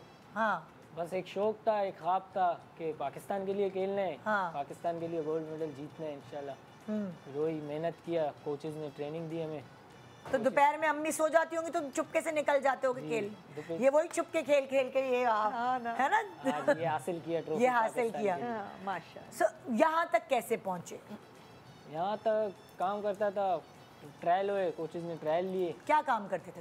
मैं पानी का टैंकर पे कंडक्ट अच्छा। करता जी, अच्छा, मैं वही काम करता था। फिर और इसी तरह गली में खेलते हो? गली में खेलते तो थे। किसकी नजर पड़ी तुम पे कि तुम आओ यहाँ खेलो, इस तरह खेलो? कोच की, राशिद कोच की। आप भी उधर ही रहते? तो आपकी नज़र में कैसे आया ये? असल में बेसिकली 2024 में पहले गया था नॉर्वे टीम लेके। अच्छा। हाँ, तो वहाँ पर हमारा कैंप था, तो ये किसी टीम के साथ एक फ्रेंडली मैच खेलने आया था, तो इसका ऐसे अजीब सा हुलिया था, तो ये खेल रहा वहाँ था। नॉर्वे आया नहीं, था? यहीं पर। अच्छा, यहीं पे? कराची में। अच्छा। तो मैंने इससे पूछा, एज पूछा, इसने बोला ये, तो मैंने बोला ये तो अभी तो खैर हमारा शॉर्ट टाइम, थोड़ा सा जोर से प्लीज बोलना, अभी मैं तो बहरी हूँ। हाँ, अभी तो हमारा शॉर्ट टाइम है। हमारे वीज़ा प्रोसेस में चले गए हैं, लेकिन मैं देखता हूँ आपको कि आपके लिए क्या कर सकता हूँ नेक्स्ट ईयर। तो उसमें मैंने देखा एक बच्चे में टैलेंट है, तो हमने हमारा एक विजन होता है बेटर फ्यूचर पाकिस्तान का, जो नॉर्वे से रन करी, हम ट्रायल्स करवाते हैं। अच्छा। हम हर बच्चे को मौका देते हैं। ओके। पिछले साल हम टीम लेके गए, उनमें से कोई बच्चा इस टीम में नहीं था। अच्छा। तो हमने दोबारा ट्रायल किए, उसमें 200-250 बच्चे आए, तो हमने उस ट्रायल से टोटल 17 बच्चे कलेक्ट किए। ये कल लियारी या सिंध के पूरे पाकिस्तान से बच्चे आए थे। अच्छा। तो पाकिस्तान के आउट ऑफ कंट्री जो वजीरिस्तान के बच्चे थे, बलूचिस्तान के अच्छा, बच्चे। आम बच्चों को कैसे पता चलता है कि ट्रायल हो रहा है और उनके अंदर टैलेंट है तो उनको आना चाहिए ट्रायल देने? फेसबुक, यूट्यूब सब पे हम दे देते हैं, इंस्टाग्राम, सोशल मीडिया में दे देते हैं कि इस दिन आपका ट्रायल। तो इस बच्चे को कैसे पता चला? इन्होंने भी सोशल मीडिया में देखा था। अच्छा। हाँ, ये तो पहले से इसका नज़र थी, तो इसको पर्सनली बताया कि ट्रायल हो रहे हैं, आप आके अपनी सलाहियत दिखाओ। तो ये उस ट्रायल में भी आते। ये सारे बच्चे, मैं किसी को जानता नहीं था, लेकिन ये ट्रायल की वजह से एक टीम मेंबर होती है ना, जब आप कैप लगा लिया, ट्रेनिंग हो गई डेली बेस पे, तो आपकी जान पहचान फिर हो जाती है। तो इन्होंने माशाल्लाह। बेटा, आपको किसने बताया कि ये इस तरह ट्रायल्स हो रहे हैं? कैसे पता चला आप लोगों को, तीनों को? सोशल मीडिया पर। जोर से बोलो, जो भी बोलो। सोशल मीडिया के थ्रू? जी, वहाँ से पता चला। हम लोग भी पहले फुटबॉल वगैरह नहीं खेलते थे, तो हम लोगों ने कुछ लोगों को देखा, मैंने देखा अच्छे अच्छे प्लेयर हैं हम लोग के इलाके में, जैसे कि नोमान डोडो वगैरह सीनियर्स प्लेयर हैं हम लोग, यहाँ से ही स्टार्ट किया फुटबॉल खेलना। तो आप तीनों दोस्त थे पहले इसमें आने से पहले? नहीं, जानते भी नहीं थे? अपनी अपनी जिंदगियों में सबको फुटबॉल में इंटरेस्ट था। हाँ, मैं भी काम करता था, जैसा कि मैं शरबत बेचता हूँ, तो आस्ते आस्ते हम लोग का शौक चढ़ा, तो हमने सोशल मीडिया से देखा कि ट्रायल्स हो रहे हैं, तो हम लोग का भी ख्वाहिश था कि हम लोग भी ट्रायल्स दें। हाँ। तो 300 लड़कों में से हम लोग 17 लड़के सेलेक्ट हो गए। तकरीबन ये कैंप लगा था 6 महीने का, तो रेगुलर 6 महीना ट्रेनिंग वगैरह करते रहे, तो कोचेस ने टीम बना दिया। अच्छा, तो जैसे ये लोग नॉर्वे ट्रेनिंग कप के करते हिस्से हैं बन गए। तो इनको कोई फीस देनी पड़ती है कि नहीं? नहीं, नहीं, फ्री ऑफ कॉस्ट होता है। फ्री हम कैंप लगाते हैं इनको, आप देते हैं, हम देते हैं, कोई है ना कन्वेंस इनको हम stipend? देते हैं। हाँ, अच्छा, ये दिन में आते जाते जी, क्योंकि हम देखे ना वो शरबत काम बेचता छोड़ के, था, हाँ। वो सोचने वाली बात टैंकर है। का पानी वो करता था। सोचने वाली बात है। एक बच्चा शरबत बेचता है रेडी पे, हाँ। एक बच्चा टैंकर पानी घरों में देता है, तो वो आज पाकिस्तान का नाम रोशन कर रहा है माशाल्लाह। तो ऐसे टैलेंट आपके पास कितने पाकिस्तान अच्छा, जैसे इनके जूते, इनके यूनिफॉर्म, ये कौन वो देता सारे है? हम प्रोवाइड करते हैं। नॉर्वे की जो हमारी टीम है वो करते हैं, पाकिस्तान में किसी तो जब ये ट्रायल देने आते हैं तो फिर ये क्या क्या पहन कर अपने आते हैं? अपने शूज हमारे जो पास इनके बिब्स पास होते हैं होते जी, हमारे पास बिब्स होते हैं, हम वो बिब्स के जरिए इनको मैचिंग करवाते हैं। जो अच्छा, पहन के नंबर वो भी लेके- आप देते हैं जब वो ट्रायल भी के हम लिए आते हैं? जी, सारा हम देते हैं, क्योंकि इनके पास नहीं है ना, तो जाहिर हमें ही अफोर्ड करना पड़ेगा। और स्टार्ट आपको कौन स्पॉन्सर, आप लोग नॉर्वे से। प्राइवेटली काम करें? नॉर्वे से नॉर्वे जी, स्पॉन्सर कर रहा है। नॉर्वे के हमारे पाकिस्तान दोस्त में हैं, पाकिस्तानी हैं वहाँ पर भी, वो भी पाकिस्तानी लोग हैं, ओह, वो इनको यानी कि अभी सपोर्ट कर रहे हैं, लेकिन मैं चाहता हूँ कि हमारी गवर्नमेंट इनको सपोर्ट करे। एग्जैक्टली यही मैं सोच रही हूँ कि बहुत ज़रूरी। इतना टैलेंट है हमारे मुल्क में। आप मुझे एक बात बताएं, आपकी ऑब्जर्वेशन क्या कहती है, जो आपके पास ट्रायल पे बच्चे आते हैं तो वो ज़्यादातर ऐसे घरानों से ही होते हैं या वो बहुत सीख साख के भी आते हैं? देखिए ज़्यादा आप जिन लोगों को ट्रायल एक्सेप्ट करते हैं, जो अच्छे होते हैं खेल में, वो इसी तरह हार्ड वर्किंग बच्चे होते हैं क्या? देखिए हमारा मकसद ही यही होता है, ट्रायल का मकसद ही ये होता है, जो बच्चा अच्छा है हाँ। उसको आप टीम का हिस्सा बनाओगे, क्योंकि आप उसको जल्दी मैं आपसे यही पूछना चाह रही हूँ, मेजॉरिटी ज़्यादा बच्चे अच्छे किस इलाके से या किस स्टेटस से, मैं आपसे ये पूछना चाह रही हूँ बेसिकली तो फुटबॉल तो आपको पता है लियारी में तो बहुत है माशाल्लाह, टैलेंट बहुत है, तो इस तरह मलीर में भी टैलेंट है फुटबॉल का, मारीपुर में भी है। ये फुटबॉल का जिसके अंदर क्वालिटी है वो अपने आप को अप्रोच करता है। देखो आपके पास वो प्लेयर भी आते हैं जो नो डाउट कोई उनको खेल नहीं आता है, इस तरह उनको सिखाना पड़ता है। फिर तो हमारा काम होता है, हमारा शॉर्ट टाइम होता है। अभी 6 महीने बहुत अमीर माँ बाप के बच्चे जो हैं वो इतने एक्सपर्ट हो पाते हैं इस खेल में? बिल्कुल, हाँ बिल्कुल होते हैं, लेकिन हमारा एक विजन होता है, हम चाहते हैं कि उन बच्चों को मौका दे जो एकदम लो कैटेगरी के बच्चे, ताकि वो अपग्रेड कर सके अपने खानदानों को, अपने मुल्क को। ये हमारा विजन है। आप क्या करते थे बेटा पहले?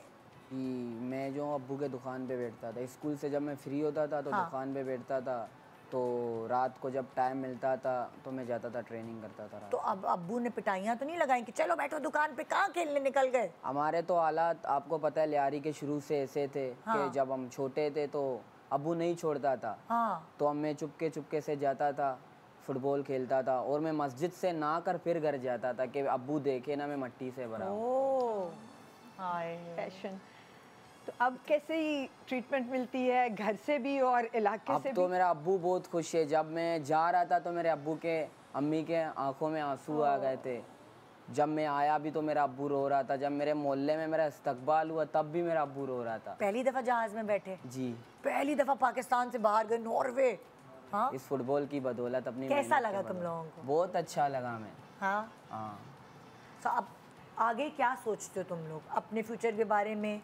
क्या सोचते हो, क्या करना है अपनी लाइफ के साथ? हम तो बहुत कुछ करना चाहते हैं। हाँ, हम मिडिल क्लास फैमिली से हैं तो खुद तो कुछ नहीं कर सकते, अपनी मेहनत के बदौलत बस हम यही करना चाहते हैं कि फुटबॉल हम खेलें, हमें आगे से सपोर्ट मिले। हाँ, और हम कुछ नहीं चाहते। हाँ, हम अभी हमारे घर में जो है बंदा, जब तक हम लोग अभी छोटे हैं हम पे कोई जिम्मेदारी नहीं है। हाँ, अभी अब्बू दुकान चला रहा है, जैसा तैसा हमें चला रहा है। बिल्कुल। अभी जब हम कल बड़े हो जाएंगे तो यही है कि अब्बू घर बैठ जाएगा, अब्बू बुज़ुर्ग हो जाएगा, तब के लिए फिर परेशानी हो जाती। तो अब्बू इसलिए कहता है कि जब NIC बन जाएगी तो काम का सोचना है। फिर हम यही कहते हैं कि अब्बू मैं फुटबॉल खेलूँ, मैं काम कैसे करूँगा? हाँ। तो अब्बू कहते हैं काम तो करना पड़ेगा।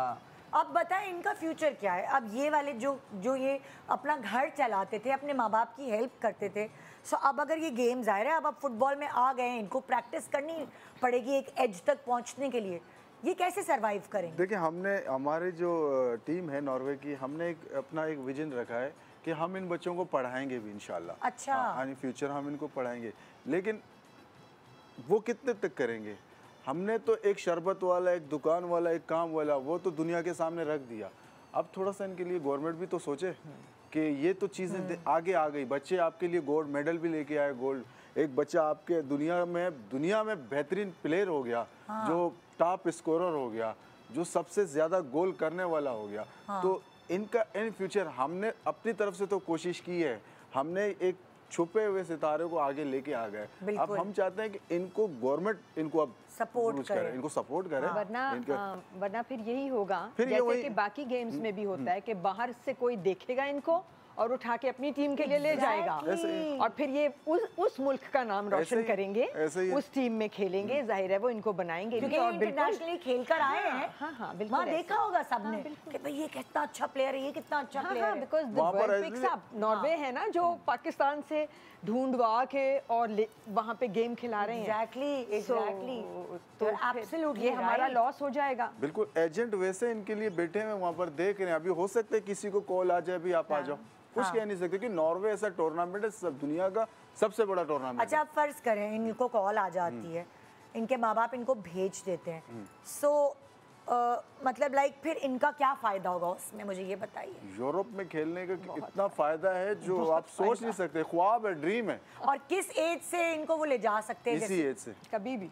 अभी एक कितनी 15 से इस एज से बच्चा जब वहाँ पर जाता है तो उनको 2-3 साल में वो पूरा तैयार करके खड़े कर देते हैं। कभी ऐसा हुआ है कि पाकिस्तान से गए हैं बच्चे? मेरा एक प्लेयर था 2014 में, मैं स्ट्रीट चाइल्ड वर्ल्ड कप जो चला था तो मैं ब्राज़ील टीम लेके गया था। तो वहाँ से मेरा एक बच्चा राज़िक मुश्ताक, उसको नॉर्वे के क्लब में, एस्ट्रमन क्लब था, उसने अप्रोच किया था उस टाइम। अच्छा। हाँ, 3 महीने फिर वो वहाँ गया? वहाँ पर गया, ट्रेनिंग दी, तो दोबारा आया। लेकिन थोड़े से मामलात हमारे, हम पाकिस्तानी हैं, हम थोड़े मामलात संगीन, वो क्या करते हैं, बच्चों के साथ कांटेक्ट करते हैं कि हमें इसकी ज़रूरत है, हमें आपकी ज़रूरत है, हम पैसे इनको देंगे। लेकिन कुछ, और बच्चों को इतनी समझ ही नहीं होती दुनिया की, जाहिर है। सो वो वाली तो कुछ इदारे कहते हैं नहीं, हमें तो हम बच्चों को देंगे, तो इस तरह नहीं होना चाहिए। अच्छा। जिसको कांटेक्ट है उस बच्चे को, तो ये एंड फ्यूचर, आने वाला फ्यूचर में अगर इनके साथ इनके सर पे कोई हाथ रखे तो इंशाल्लाह ये बहुत कुछ कर सकते हैं। हाँ। आपके अलावा भी कोई ऐसी ऑर्गेनाइजेशन, एसोसिएशन है जो बच्चों को इस तरह से? बहुत हैं। अभी नॉर्वे कप में street child world cup, street child की टीम है, वो कश्मीर से ब्लेंड करती है, वो भी आई थी नॉर्वे खेलने, अंडर 17 की, अंडर 17 की, अंडर 15 की, वो राउंड 18 में बाहर हो गई और ये माशाल्लाह गोल्ड ले गया। अच्छा, मुझे बताओ, तुम लोग अब तुम वापस आए हो तो अपने अपने कामों पे लगे हो या थोड़ा सा कलफ लग गया? हाँ, नहीं, वो तो करना पड़ता है फ्री टाइम। भाई तुम्हारे तो अब्बा की दुकान है ना, वो तो तुम्हें करना ही पड़ेगा। तुम्हें अब टैंकर का पानी और तुम्हें जो है वो शरबत बेचना, वो कर रहे हो कि नहीं, या कुछ और सोच रहे हो? मैंने तो बहुत पहले छोड़ दिया था, जब फुटबॉल में कोच ने मुझे बुलाया था ना, फिर मैंने छोड़ दिया। फिर अब कैसे कमा रहे हो? अभी यही घर से अब्बू देते, भाई है, बड़ा भाई। गुस्सा नहीं हो रहे होते वो? नहीं, अभी तो बहुत सही हो गए, बहुत खुश है। हाँ, और तुम बताओ? अभी तो नहीं चल रहा है, अभी शरबत का दुकान, अभी सर्दी भी आ गया है। हाँ, तो मैंने बहुत सर्दी आई है भाई। नॉर्वे से होके आए ना असल में। और शरबत नहीं बेचना ना, वहाँ पर ठंड बहुत है। अब नहीं बेचना, नहीं, अब शरबत पे वापस नहीं जाना। नहीं, अभी बेचना है, प्रैक्टिस करनी है। हम चाहते हैं कि हमें गवर्नमेंट सपोर्ट करे। तो हमें सपोर्ट नहीं करेंगे तो हम जाहिर से बात है बेचारों को शरबत ही बेचना पड़ेगा। क्या करे, कैसे? हमने तो अपना काम कर दिया, मैंने तो जो काम करना था वो मैंने कर दिया। अब कोई, और हमने भी अपना काम कर दिया, ये बता दिया। बिल्कुल ऐसा ही है कि इन हीरो को यहाँ से जाने नहीं दे। लेकिन इंशाल्लाह में फुल यकीन है कि हमें गवर्नमेंट सपोर्ट करेगी इस दफ़ा। तो इंशाल्लाह अगली मर्तबा भी जाएंगे तो गोल्ड ही लाएंगे इंशाल्लाह। ज़बरदस्त। एक छोटा सा ब्रेक ले रहे हैं और ब्रेक के बाद जी, आज तो पता नहीं इतना दिल खुश हो रहा है, और वो एक ऐसी उम्मीद जाते हुए जो लग रही थी ना, जब ये खबरें आ रही थी तो कितने सारे नौजवान जो है वो पाकिस्तान से बाहर चले गए, और ये तो थोड़ी सी एक होप बन रही है आज के शो के बाद कि अभी इतने भी बुरे हालात नहीं आए, दोबारा खड़े हो जाएंगे हम। Good morning Pakistan.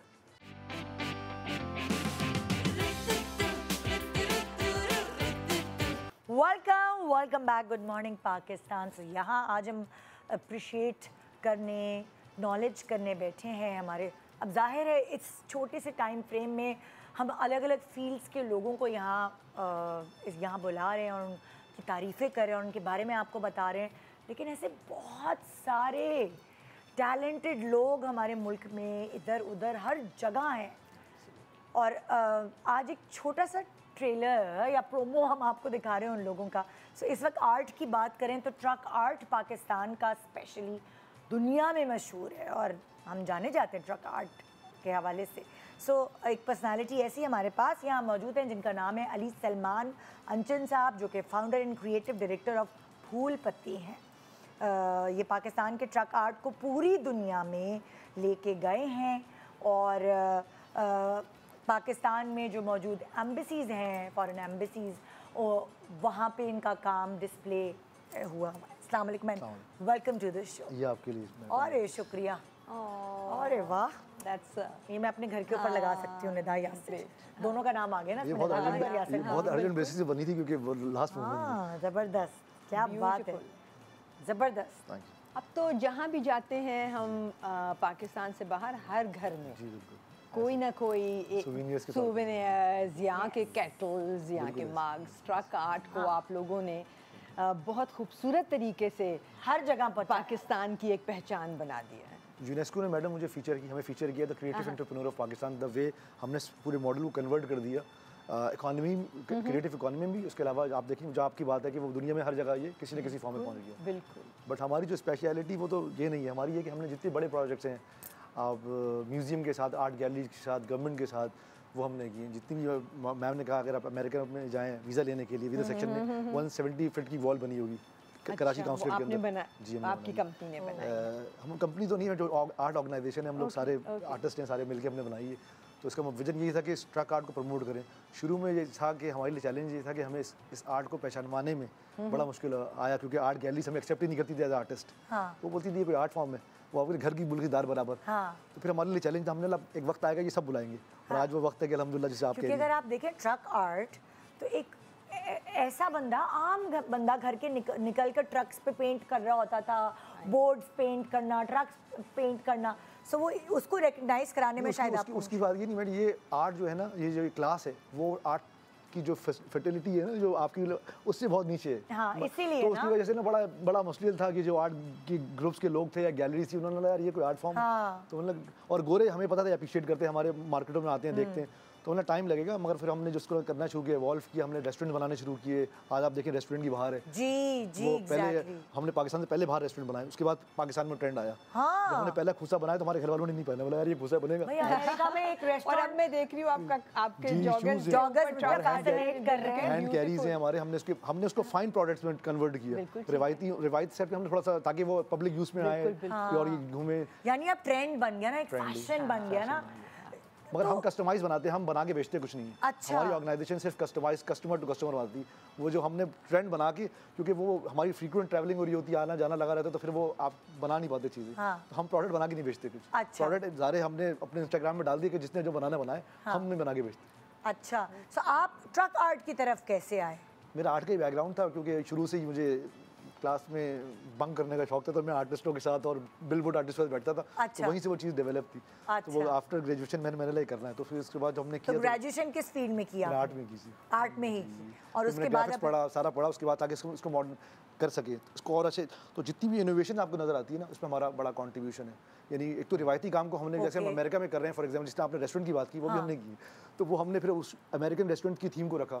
अगर हम जर्मनी में, हम हॉलैंड में, तो दुनिया के तकरीबन 35-40 ममालिक में अल्हम्दुलिल्लाह मैडम हम जाते। तो अब जैसे लाइक बाहर कोई ऐसा ट्रक आर्ट का रेस्टोरेंट या कोई भी ऐसा प्रोजेक्ट होता है, वो आप लोगों को बुलाते हैं? मोस्टली हम जाते हैं। हाँ, मोस्टली हम जाते हैं, क्योंकि ट्रक आर्ट प्योर पाकिस्तान की चीज़ है या और भी किसी खत्ते में? प्योर है, शुद्ध पाकिस्तानी। कहीं और दुनिया में ट्रक पे ये आर्ट नहीं हुआ हुआ जो हमारे यहाँ ट्रक्स पे हुआ है। इस्तेला गलत है मैडम। वजह ये है कि इसको कहते हैं ट्रक आर्ट। अब वो ट्रक आर्ट में कन्फ्यूजन बहुत है, क्योंकि ट्रक तो दुनिया भर में और आर्ट है। तो जब ये वही वाली बात है, जब वेस्टर्नर्स या गोरे आप कह लें, जब पाकिस्तान में आने शुरू हुए ना, तो उन्होंने हमारी एलीट से पूछा इसको कहते क्या है, तो किसी को नहीं पता था। तो ट्रक उनको बड़ा फैसिनेटिंग लगा, तो उन्होंने ट्रक कर दिया। ये तो बस में भी हो रहा है, रिक्शे में भी हो रहा है। इसको उर्दू में कहते हैं फूल पत्ती। फूल पत्ती। आप ये किसी भी वर्कशॉप पे आप ये नहीं बोलते ट्रक आर्ट कर दो, हमारी लोकल कहीं भी आप जाएंगे पूरे पाकिस्तान में बोलते फूल पत्ती कर दो, ये फूल पत्ती मैं आर्टिस्ट। आज सीख रही हूँ कि ट्रक आर्ट को फूल पत्ती कहते हैं। इसीलिए हमने अपनी ऑर्गेनाइजेशन कहते थे, बट आई थिंक अब जो नाम इसका बन गया है वो बेहतरीन है, बहुत अच्छा, वो बेहतरीन है। आप ये सोचो कि रिक्शों पे भी जैसे वो कह रहे हैं, हम हमेशा से ना अपनी कारीगरी कर रहे थे। ट्रक चूंकि एक बड़ा कैनवस है तो उस पर नजर आता था, और हम तो देख रहे थे तो हमें तो ऐसे लग रहा था कि ये तो वहाँ खूबसूरत लगते थे। लेकिन वो जो मजे मजे के शेर लिखे होते हैं उसमें आप शामिल करते हैं जब आप बाहर इंटरनेशनल प्रोजेक्ट बनाते हैं, देख मगर प्यार से, कितने मजे मजे के स्लोगन थे। हमें कतर म्यूजियम ने बुलाया था, उसने हमें तकरीबन फीफा वर्ल्ड कप से पहले हम कतर म्यूजियम ने बुलाया था, तो वो तकरीबन 70 फीट की म्यूरल था पूरा, तो हमने भी इतना ज़िंदगी में इतना बड़ा म्यूरल नहीं किया था, तो उसमें हमने भी लिखा हुआ देख मगर प्यार से, बड़ा बड़ा इंग्लिश में उर्दू दोनों में, ताकि दोनों ऑडियंस को समझ में आए। तो फिर वो अरबी आए, जब जितने आए उन्होंने क्या, तो फिर हमने बोला ये ट्रक आर्ट के में बहुत से एलिमेंट है, इसमें शायरी भी बड़ा एलिमेंट है, क्योंकि उस ट्रक आर्ट में अगर आप शायरी ना करें, मोर ना बनाएं, फूल ना बनाएं, ये और हमारे डिपिक्टिंग कलर ना हो तो वो ट्रक आर्ट बनता नहीं है ना, क्योंकि ये है ही हमारी। और वही वाली बात है, हमारी जो हमारी शादियाँ ले लें, हमारी क्लोथिंग ले लें, तो हमारे जीन्स में इतनी कलरफुल हैं चीज़ें, एक्टिविटी हैं, और ये आर्ट पाकिस्तान का है, और हमें अपनी व्हीकल्स को सजाने का शुरू से शौक है। तो व्हीकल्स कोई भी हो, आप देखें गाड़ी बन रही होती है, किमाड़ी भी जाए तो किश्ती भी बन रही होती है, तो जितनी भी व्हीकल्स हैं तो वो कहीं ना कहीं सब छोड़ दें जो माशाल्लाह इंटीरियर में नाड़े बनते हैं, वो कितने कलरफुल होते हैं, खूबसूरत होते हैं। ओह माय गॉड, परांदे, नाले, यस, तो वो तो हमें कलर्स का शौक है। और जब हम ये कर रहे होते हैं बाहर, तो यकीन करें तो बाहर जो एप्रिसिएशन होती है, जब वो पूरा का पूरा आते हैं। हम ईस्ट साइड गैलरी में कर रहे थे जर्मनी में, जो बड़ा आपका टूरिस्ट हब है, तो 3 दिन का हमारा लाइव इवेंट था। उस टाइम तकरीबन 50-60 हज़ार बंदा जो था ना, वो लाइन लगा के बैठा हुआ था। तो हमारी एम्बेसी ने बोला इतना बड़ा इवेंट हमने ज़िंदगी में नहीं देखा, इतने क्राउड जो है वो आके देख रहे हैं। फिर वो वाली बात है, पाकिस्तान की प्रमोशन हो रही है, आप पाकिस्तान को डिस्कस कर रहे हैं, और फिर वो अगले दिन वो रिसर्च करके आ रहे थे पाकिस्तान के बारे में, क्योंकि 3 दिन का इवेंट था, तो जो नेबर्स थे जो तो वो रिसर्च करके आते थे। अच्छा, आप पूरी दुनिया में हर जगह गए, कौन सा मुल्क ऐसा है जो ट्रक आर्ट का दीवाना है? मैं हर जगह ये थोड़ा सा अच्छी, मगर ये कि पाकिस्तान से बाहर जो वेस्टर्न कंट्रीज हैं, वेस्टर्न कंट्री का ही पूछूं, कौन सा मुल्क ऐसा है जिनको जहां आपको लगा कि वो सबसे ज्यादा ट्रक आर्ट? जर्मनी में हमने बहुत, अमेरिका में बहुत किया है, कनाडा के अंदर हमने लास्ट ईयर किया था, कैनेडियन पार्लियामेंट के अंदर सारे पार्लियामेंटेरियन बैठे हुए थे। हमने अपनी पार्लियामेंट में तो हमें किसी ने नहीं बुलाया, मगर कनाडा वालों ने बुलाया। तो हमने कैनेडियन पार्लियामेंटेरियन बैठे हुए थे तकरीबन 70-18 पार्लियामेंट, और फिर हमने उनकी सेनेट के अंदर भी किया। पहले सेनेट में किया, तो जब सेनेट पार्लियामेंटेरियंस को वगैरह उन्होंने हमें पार्लियामेंट बुलाया। तो आप लोग कितने लोग जाते हैं सारे? नॉर्मली जो है डिपेंड करता है, वैसे 3-2 बंदों की टीम होती है जाती है। तो अगर कोई वैसे चाइना की तरफ लास्ट ईयर प्रोजेक्ट किया था हमने, तो हम 4 गए थे, क्योंकि बहुत बड़ा प्रोजेक्ट था। अच्छा। तो उससे बड़ा प्रोजेक्ट हमने पाकिस्तान से बाहर नहीं किया। हमने उन्होंने ट्रक भी बनवाए, उन्होंने 2 व्हीलर 3 व्हीलर 4 व्हीलर सब बना दिए उन्होंने, और वो 1 महीने की एग्जीबिशन, 3 महीने की एग्जीबिशन थी, और बड़ी ज़बरदस्त किस्म की एग्जीबिशन। उसमें हमने 3D एनिमेशन के थ्रू भी ट्रक आर्ट को पोर्ट्रेट किया, तो और एनिमेशन की हमने। वाओ। तो बट ये है कि बस पाकिस्तान के अंदर की वो दूसरी बात, ये हमारा प्रोजेक्ट भी है ना आर्टिस्टिक और एंटरप्रेन्योरियल प्रोजेक्ट है। हमने फंडिंग भी नहीं ली आज तक किसी। अच्छा। हम समझते हैं हमारे प्रोजेक्ट में दम है, हमने आज तक फंडिंग भी अप्लाई नहीं की। हमने जो भी किया अपनी मजबूती पे किया, और आज तक 15-18 साल की जर्नी है अल्हम्दुलिल्लाह, माशाल्लाह। तो जबरदस्त जबरदस्त। आप बिल्कुल एक्टर्स की तरह हैं, हमने भी कभी फंडिंग नहीं ली। उन्होंने दी भी नहीं, और जब हमने मांगी तो उन्होंने दी भी नहीं। फिर हमने कहा चलो कोई बात मांगने का फायदा नहीं, मिलनी तो थी नहीं, तो हमने जाएंगे।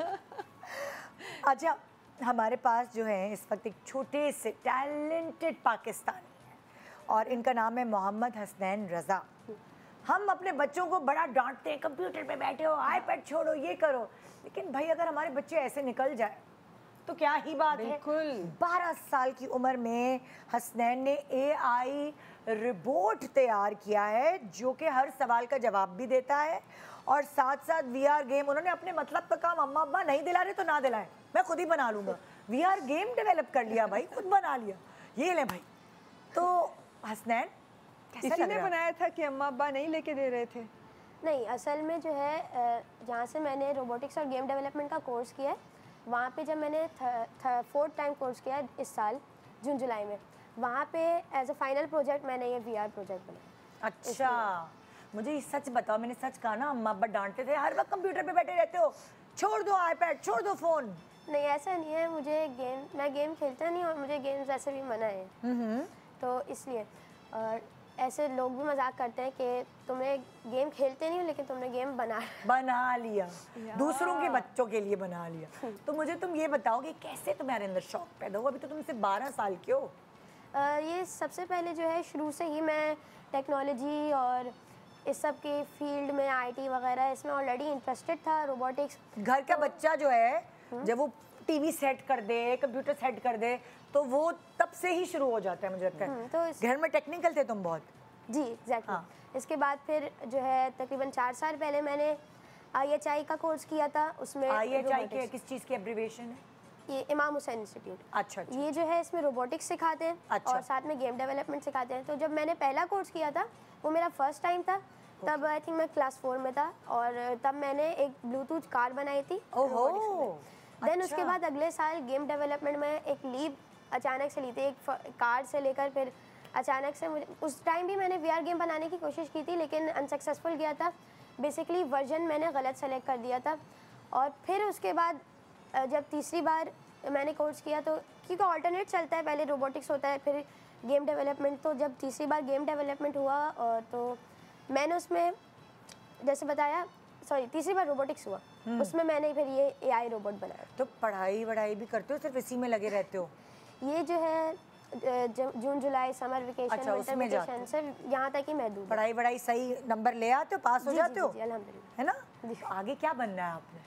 आगे मैं जो है इसी फील्ड में काम करने की कोशिश करूँगा। जैसे यहाँ पे VR गेम है, अब ऐसे ये गेम है इसमें आपको इन्वेस्टमेंट की ज़रूरत नहीं है लेकिन आप ये ऑनलाइन डाल सकते हैं। जैसे ये वाला गेम है, इसमें बैंड में भी लिंक आ रही होगी कि यहाँ पे आप कहाँ से इसको ऑनलाइन जो है डाउनलोड कर सकते हैं। पहले तो आम लोगों को ये बताओ VR गेम क्या है। मुझे इसलिए पता है मेरे बच्चे खेलते हैं। एग्जैक्टली। मुझे बताओ VR गेम क्या होता है? वर्चुअल रियलिटी की शॉर्ट फॉर्म है। वर्चुअल रियलिटी होती है कि जैसे रियलिटी होती है, वो जो भी आप चेंजेस आपकी रियलिटी में होते हैं, जिस तरफ आप देखते हैं, जिस तरफ आप हाथ हिलाते हैं, वो सारे जो चेंजेस हैं वो वर्चुअल वर्ल्ड में आपके गेम के वर्ल्ड में आ जाते हैं। अगर हम आसान लफ्जों में बोलें, ये गेम आंखों के ऊपर पहनते हैं। जी। और उसके बाद आप जैसे हाथ हिला रहे होते हैं, जिस तरफ मुड़ रहे होते हैं, है ना?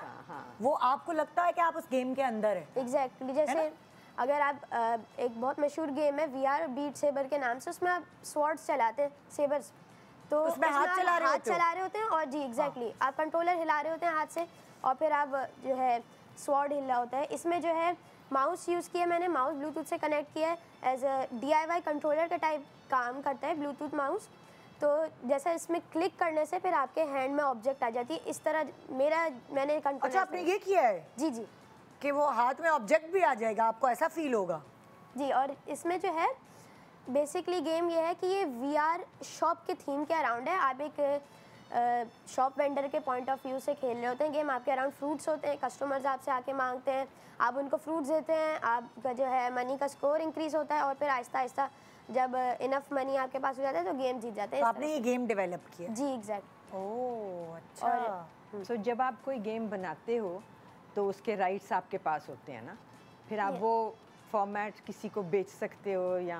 एग्जैक्टली। अभी जो मैंने इसको itch.io पे अपलोड किया है, itch.io अगर बता दूं, गूगल प्ले स्टोर की तरह गेम डेवलपर्स के लिए एक फ्री जगह है जहाँ पे आप अपने गेम्स अपलोड कर सकते हैं। और नॉर्मल लोगों को ज़्यादातर मैंने देखा ये यूज़ करते हुए, और गेम डेवलपर्स ही मैंने देखा है, उसमें गेम जैम्स भी होते हैं, बहुत सारी चीज़ें होती हैं, लेकिन जो मेन उसकी चीज़ है आप गेम अपलोड कर सकते हैं, वहाँ से आप गेम डाउनलोड कर सकते हैं। अभी भी जैसे मैंने आपको बताया बैंड में क्या फ़ायदा होगा अगर आपने अपलोड कर दिया तो कोई और दूसरा देख कर जाएगा, अगर वो अपने पास अपलोड कर रहा होगा तो पैसे आपके पास आएंगे? अभी तो ये फ्री ऑफ कॉस्ट है। अच्छा, अभी फ्री ऑफ कॉस्ट है। लेकिन हो सकता है आगे जाके, जैसे मैंने आपको बताया, आपने पूछा कि आगे बिजनेस क्या करना चाहेंगे, तो इसी के रिलेटेड जो है इसके और गेम्स अपलोड करूँगा और उसमें इंशाल्लाह फिर पेड भी हो सकता है रखूँ। तो ये जो है तो अभी आपने फ्री ऑफ कॉस्ट डाला है ताकि आप ज़रा मशहूर हो जाओ।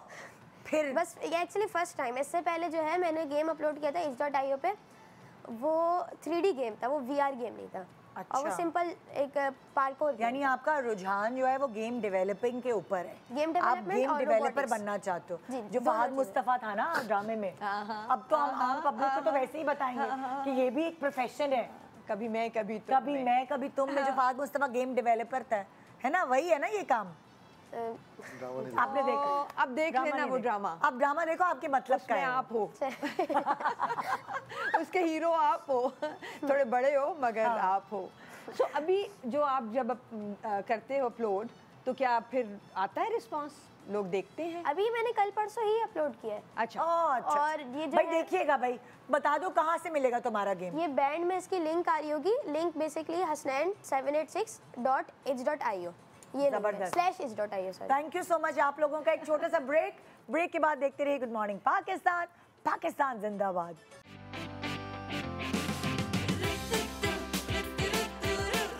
Welcome back, good morning Pakistan. आज जैसे कि आप देख रहे हैं कि हम अप्रिशिएट कर रहे हैं मुख्तलिफ फील्ड्स के नौजवान नस्ल को, और हम बड़े खुश हो रहे हैं आज। बहुत मज़ा आ रहा है क्योंकि इतनी हमारे लिए ये हार्टनिंग और बेहतरीन फीलिंग है। और आज के दिन की मुनासबत से, कल के दिन की मुनासबत से, जो आने वाला है इस महीने की मुनासबत से, एक थोड़ा सा ना सुकून मिल रहा है आज का शो करके। और एक कि हम जिस मुल्क में रह रहे हैं, हमारे बच्चों का फ्यूचर डार्क नहीं है, ब्राइट है, अल्हम्दुलिल्लाह। सो मेरे साथ इस वक्त यहाँ मौजूद हैं मलिक शहाबुद्दीन साहब, जो कि गोल्ड मेडलिस्ट हैं एशियन साइंस कैंप से। थाईलैंड में भी एशियन साइंस कैंप 2025 में पाकिस्तान की नुमाइंदगी की है इन्होंने, जिसमें इन्होंने गोल्ड मेडल जीता। इनके प्रोजेक्ट का नाम है turn the tide for ocean life. अस्सलाम वालेकुम जी। कैसे हैं आप? अल्हम्दुलिल्लाह ठीक ठाक हैं। ब्रेक के दौरान ही हमने इनसे काफ़ी गुफ्तगू की और हम काफ़ी लर्न कर पाए इनसे। तो डिट्टो जो सारी बातें आपने हमें बताई हैं ना, वो नाज़रीन को भी बतानी है कि जो आपका प्रोजेक्ट था जिसमें आप गोल्ड मेडल जीत कर आए, वो क्या था बेसिकली। तो पहले तो मैं एयरवाइट डिजिटल का शुक्रिया अदा करूँगा, उसके बाद ये कहूँगा कि आप दोनों को बचपन से देखते आ रहे हैं। बस करें। आपका भी बचपन होगा, हमारा भी बचपन होगा। मेरी एक छोटी सी सिस्टर है, कशमाला नाम है, उन्होंने कहा, और मेरी वाइफ जो है वो भी डॉक्टर है, डॉक्टर सुमैया, उन्होंने कहा कि जब आप जाएं तो ज़रूर हमें याद कीजिएगा और उनको कहें कि वो हमें सलाम कहें। सुमैया, कशमाला, वालेकुम अस्सलाम, अस्सलाम वालेकुम। जीती रहिए और देखते रहें हमें प्लीज़। Thank you. तो Asian science camp basically Nobel laureates organise करते हैं, यानी दुनिया के जो गिने चुने साइंटिस्ट होते हैं वो आते हैं और फिर वहाँ पर मुख्तलिफ आइडियाज़ रिप्रेजेंट करते हैं और उनकी जो रिसर्च होती है वो वहाँ पे प्रेजेंट करते हैं। आपकी रिसर्च क्या थी? तो हमारी रिसर्च होती है वो क्लाइमेट चेंज पर थी, और क्लाइमेट चेंज में भी जिस तरह ओशन लाइफ इफ़ेक्ट हो रही है उस पर हमने जो है रिसर्च की। ये जो एशियन साइंस कैंप था ये 31 जुलाई से लेकर 6 अगस्त तक ये कैंप हुआ और इसमें तकरीबन 169 स्टूडेंट्स ने पार्टिसिपेट किया, जिसमें जॉर्जिया से लेकर फिर चाइनीज़ ताइपी यानी वियतनाम तक की कंट्रीज़ ने जो है वहाँ पे पार्टिसिपेट किया। हर कंट्री से 8 या 9 स्टूडेंट्स का ग्रुप होता था। हमारी ग्रुप की जो टीम लीडर थी वो पाकिस्तान साइंस फाउंडेशन, जो कि ministry of science and technology का एक सब ब्रांच है, डॉक्टर रियाना बतूल ने जो है वो हमारे टीम को लीड किया। हमारी टीम में 5 मेल स्टूडेंट थे और 3 फीमेल स्टूडेंट्स थी। और इस दौरान जो है हमें मुख्तलिफ लेक्चर्स मिले और उन्होंने हमें मुख्तलिफ आइडियाज़ दी। और 5th day of the camp जो है उन्होंने हमें ये कहा कि आपको टास्क ये गिवन है कि अब आपने पोस्टर्स बनाने हैं, और उसमें कुछ टीम्स उन्होंने जो है प्रोवाइड की और उन्हीं टीम्स में हमने काम करना था। तो मुझे जो सबसे ज़्यादा सूटेबल टीम लगा वो था क्लाइमेट चेंज, और क्लाइमेट चेंज में भी वो sustainable developmental programmes under the UN, United Nations जो है, लाइफ अंडर द वाटर, उस पर मैंने काम किया और उन स्पीशीज़ का डेटा निकाला कि जो अगले 10 साल में एक्सटिंक्ट हो सकते हैं या एक्सटिंक्ट होने के दाने पर हैं, और अगर ये एक्सटिंक्ट हो जाए तो इसका ह्यूमन बायोडाइवर्सिटी पर क्या इफेक्ट हो सकता है। तो आपने अभी हमें बताया था ना कि ये जो लैंड स्लाइडिंग हो रही है, वो जो कनेक्शन है वो बड़ा इंटरेस्टिंग था। मैं चाहती हूँ कि आप लोगों को भी बताएं। सो बेसिकली जब हम फर्स्ट ईयर सेकंड ईयर के स्टूडेंट होते हैं कॉलेज लाइफ में, तो हमें ये पढ़ाया जाता है कि we are part of ecosystem. तो हम एक फूड चेन का हिस्सा है। जब हम इस फूड चेन को डिस्टर्ब करते हैं तो ये हमारी पूरी क्लाइमेट को डिस्टर्ब करता है। यानी oceans basically they are source of the carbon dioxide sink, यानी वो कार्बन डाइऑक्साइड को एब्जॉर्ब करते हैं, और जितना एटमॉस्फेयर में कार्बन डाइऑक्साइड कम होगा उतना ही एटमॉस्फेयर का टेम्परेचर नॉर्मल रहेगा। यानी हम देख रहे हैं कि हद दर्जा गर्मी हो जाती है, हब्स पड़ जाता है, और उसकी वजह भी ये है कि कार्बन डाइऑक्साइड बहुत ज़्यादा जो है वो हमारी इन्वायरमेंट में मौजूद है और हम ओशियंस को इफेक्ट कर रहा है। और इसकी वजह से जब कार्बन डाइऑक्साइड बढ़ जाती है तो पोलर रीजन जो है वो मेल्ट हो रहा है, और उसका सबसे बड़ा इफेक्ट हम अपनी कंट्रीज़ में देख रहे हैं कि पिछले ही दिनों में जो है उन्जा में लैंड स्लाइडिंग हुई। वो भी एक रीज़न है क्लाइमेट चेंज का, यानी क्लाइमेट चेंज ही की वजह से वो लैंड स्लाइडिंग हुई है और उसमें हमें काफ़ी नुकसान भी हुआ, काफ़ी डेथ्स भी हुई हैं। तो हम इस क्लाइमेट चेंज को आसानी से रोक सकते हैं। सिर्फ ये करना है कि हर साल बाहर के मौसम में या ख़िज़ा के मौसम में जो हमें सूटेबल लगे उसमें एक दरख्त उगाए, ताकि इस जनरेशन का और आने वाली जनरेशन का फ़ायदा हो। आप ये भी तो कह रहे थे ना कि मरीन लाइफ को हम डिस्टर्ब करते हैं, उससे भी इसका ताल्लुक है। जी ज़रूर। वो क्या क्या डिस्टर्बेंस है? क्योंकि बहुत सारी जो हमारे पास कोस्टल रीजन पर आबादी है वो समहाउ फॉर देयर फूड जो है वो मेरीन लाइफ पे ही डिपेंडेंट है। अगर हम इस मेरीन लाइफ को जो है डिस्ट्रॉय करेंगे तो वो समहाउ माइग्रेट करेंगे, वहाँ से शहरों की तरफ आएंगे, और शहरी आबादी जब भी बढ़ती है तो इंडस्ट्रियलाइजेशन आती है, और इंडस्ट्रियलाइजेशन से फिर पोल्यूशंस बढ़ती है, और पोल्यूशन जब बढ़ जाए तो somehow they increase the carbon dioxide in atmosphere, और जब कार्बन डाइऑक्साइड बढ़ेगा तो उससे हमारी इन्वायरमेंट का हद दर्जा नुकसान। ओके, सो आप लाइक बेसिकली इस कैंप में जो आप शामिल हुए एज साइंटिस्ट, एज रिसर्चर शामिल हुए, वैसे आप MBBS के स्टूडेंट हैं? जी, मैं बलूचिस्तान से मेरा ताल्लुक है। अच्छा। मेरे वालिद साहब गवर्नमेंट टीचर हैं। अच्छा। और मैं बोलान मेडिकल कॉलेज का जो है वो स्टूडेंट हूँ, 3rd ईयर MBBS। अच्छा, सो कुछ थोड़ा आइडिया देंगे पार्टिसिपेशन या नेशनल लेवल तक पहुंचने की, किस तरह सीढ़ी चढ़कर आप गए? सो इसकी इंस्पिरेशन मेरी एक मैम है, वो भी डॉक्टर है हमारी डिपार्टमेंट आपकी यूनिवर्सिटी में? जी जी। अच्छा। तो उन्होंने मुझे गाइड किया, और फिर इसके लिए प्रॉपर स्क्रीनिंग हुई, टेस्ट हुए, और इसमें तकरीबन जो है पूरे पाकिस्तान से 30 के लगभग स्टूडेंट सेलेक्ट हुए। फिर उसके बाद उनके इंटरव्यू हुए, और इंटरव्यू में भी जो है पाकिस्तान के एक बहुत बड़े फिज़िक्स के साइंटिस्ट है डॉक्टर असलम बेग साहब, लेज़र टेक्नोलॉजी पे उन्होंने काम किया है, और जर्मनी में भी अक्सर अपनी लेक्चर्स डिलीवर करते हैं, उनके काम को बड़ा सराहा जाता है। उन्होंने हमारी इंटरव्यू ली, और फिर मेरिट की बुनियाद पे जो है 8 स्टूडेंट्स को सेलेक्ट किया, और पाकिस्तान ने फिर उन स्टूडेंट्स को स्पॉन्सर किया कि वो जाए उसके अंदर पार्टिसिपेट। मतलब वो टिकट विकेट सब वही फराहम करते हैं, और फिर वहाँ आप लोग जाकर पाकिस्तान का नाम रोशन करते हैं। गोल्ड मेडल, 2 गोल्ड मेडल्स लेके आए हैं माशाल्लाह। और टोटल कितने गोल्ड मेडल्स थे? जो 3 गोल्ड मेडल्स थे, और जिसमें 2 गोल्ड मेडल्स और एक पाकिस्तान। कौन ले गया? एक में अमार का था। ओके, अगली दफ़ा वो भी आप लोग लेके आइएगा। सो मेरे जो बार रेज कर देना इनके हाँ लिए भी। बिल्कुल। सो मेरे जो नेक्स्ट गेस्ट हैं वो हैं डॉक्टर अबुल हसन, जो कि NED यूनिवर्सिटी बायोमेडिकल डिपार्टमेंट से इनका ताल्लुक़ है। इन्होंने मुख्तलिफ असिस्टिव जो डिवाइसेस हैं वो तैयार की हैं, जो डिसेबल लोगों को देखने, बोलने और सुनने, चलने फिरने में मदद करती हैं। अस्सलाम वालेकुम, वेलकम टू द शो। वालेकुम सलाम। सबसे पहले बहुत शुक्रिया कि आज मैंने मदू किया, और तमाम नाज़रीन को भी सलाम।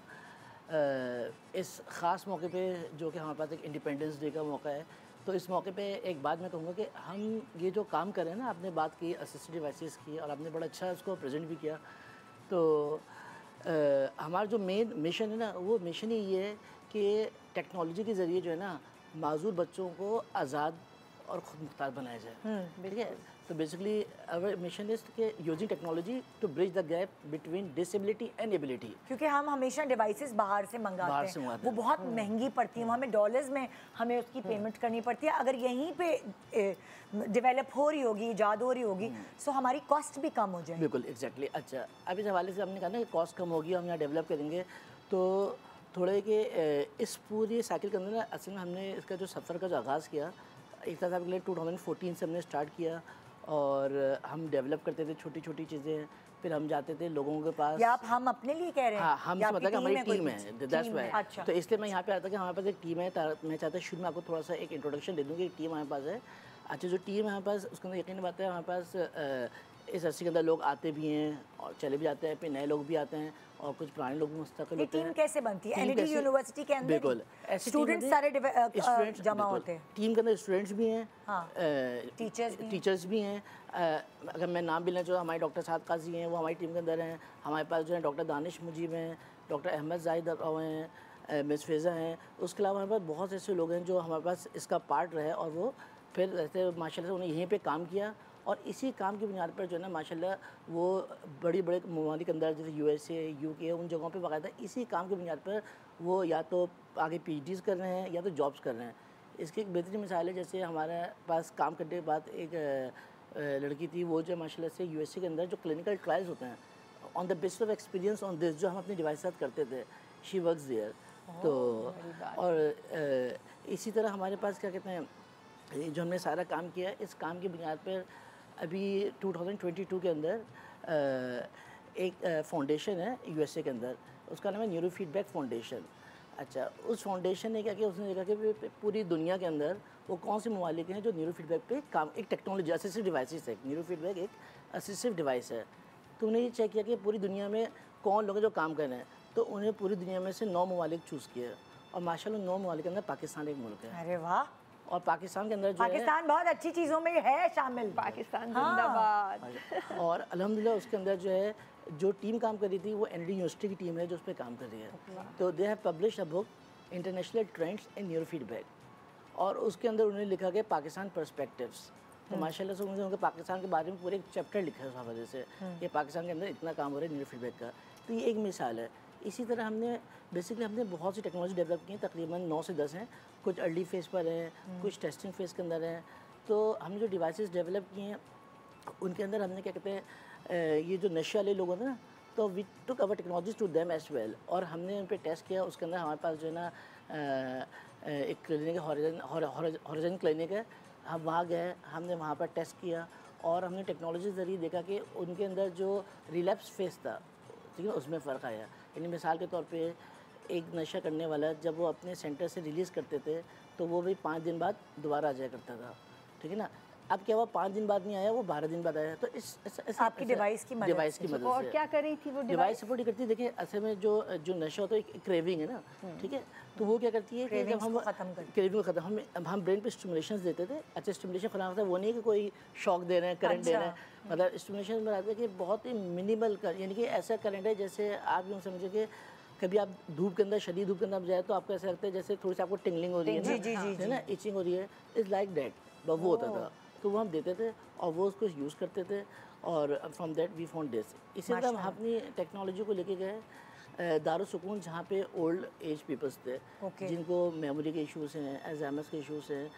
तो हम अपनी एक टेक्नोलॉजी वहाँ लेकर गए और माशाल्लाह से हमने ऐसे भी देखा कि जब हम बाद में जानना शुरू हुए ना, तो वहाँ के वाकई लोगों ने बताया कि अब ना ये हरगिज़ मकसद है कि वो 100% देखें, वो चीज़ नहीं हो सकती, but if they find 10% 20% improvement बहुत बढ़ता है। तो उन्हें बाकायदा वहाँ पे इम्प्रूवमेंट दिखाई, उनकी इम्प्रूवमेंट आई। इसी तरह कितने लोग ऐसे हैं जिनसे हम टाइम हमारा ख़त्म हो गया है, लेकिन आज का प्रोग्राम करके इतना सुकून मिला है कि इतने काबिल, इतने टैलेंटेड लोग हमारे इस मुल्क में मौजूद हैं। सिर्फ क्या है हमारे उन लोगों का काम जिनको अल्लाह ने इज़्ज़त दी है और अच्छी सीट्स पे बैठे हैं, उनको ढूंढ के उनकी राहें हमवार करें। ऑटोमेटिकली पाकिस्तान की इकॉनमी कहाँ पहुँच जाएगी और हमारा शुमार भी बहुत सारे ऐसे मुल्कों के साथ हो सकेगा जो दुनिया में अपने झंडे कामयाबी के गाड़ हैं और इकॉनमी उन्होंने कहाँ से कहाँ पहुँचाई है। सो कोई बात नहीं, कभी लगता है कि क्या होगा हमारे मुल्क का, कभी हम घबराते हैं, बस अभी डूबे, लेकिन फिर कहीं ना कहीं हमें एक साहिल मिल जाता है। और मुझे तो मिला है, आज सुकून हुआ है कि इतने सारे काबिल लोग जिस मुल्क के अंदर मौजूद हों, वो किसी भी सैलाब, किसी भी ज़लज़ले, किसी भी तूफ़ान से ख़त्म नहीं हो सकता। मुल्क है, रहेगा इंशाल्लाह, और हमारे नौजवान ही उसको आगे लेके चलेंगे इंशाल्लाह। थैंक यू सो मच आपका यहाँ शामिल होने को और हमेशा की तरह अप्रिशिएट करने का। ये तो कमाल लोग थे, इनको अप्रिशिएट करना तो मतलब ऐसे था जैसे सूरज को चिराग दिखाना। इनमें से एक इतना टैलेंट और अपने बलबूते पे, बिल्कुल अपने पैशन के जोर पे ये लोग हमारा नाम लेके दुनिया में जा रहे हैं। बिल्कुल, ये बहुत बड़ी बात है। इनको अगर सपोर्ट हम नहीं करेंगे तो हम बड़े will be at the losing end. So ये है हमारा आज का शो। उम्मीद है आपने देखा होगा, खुश हुए होंगे और एक सुकून का सांस लिया होगा कि पाकिस्तान, यस, पाकिस्तान जिंदाबाद। कल मुलाकात होगी इंशाल्लाह।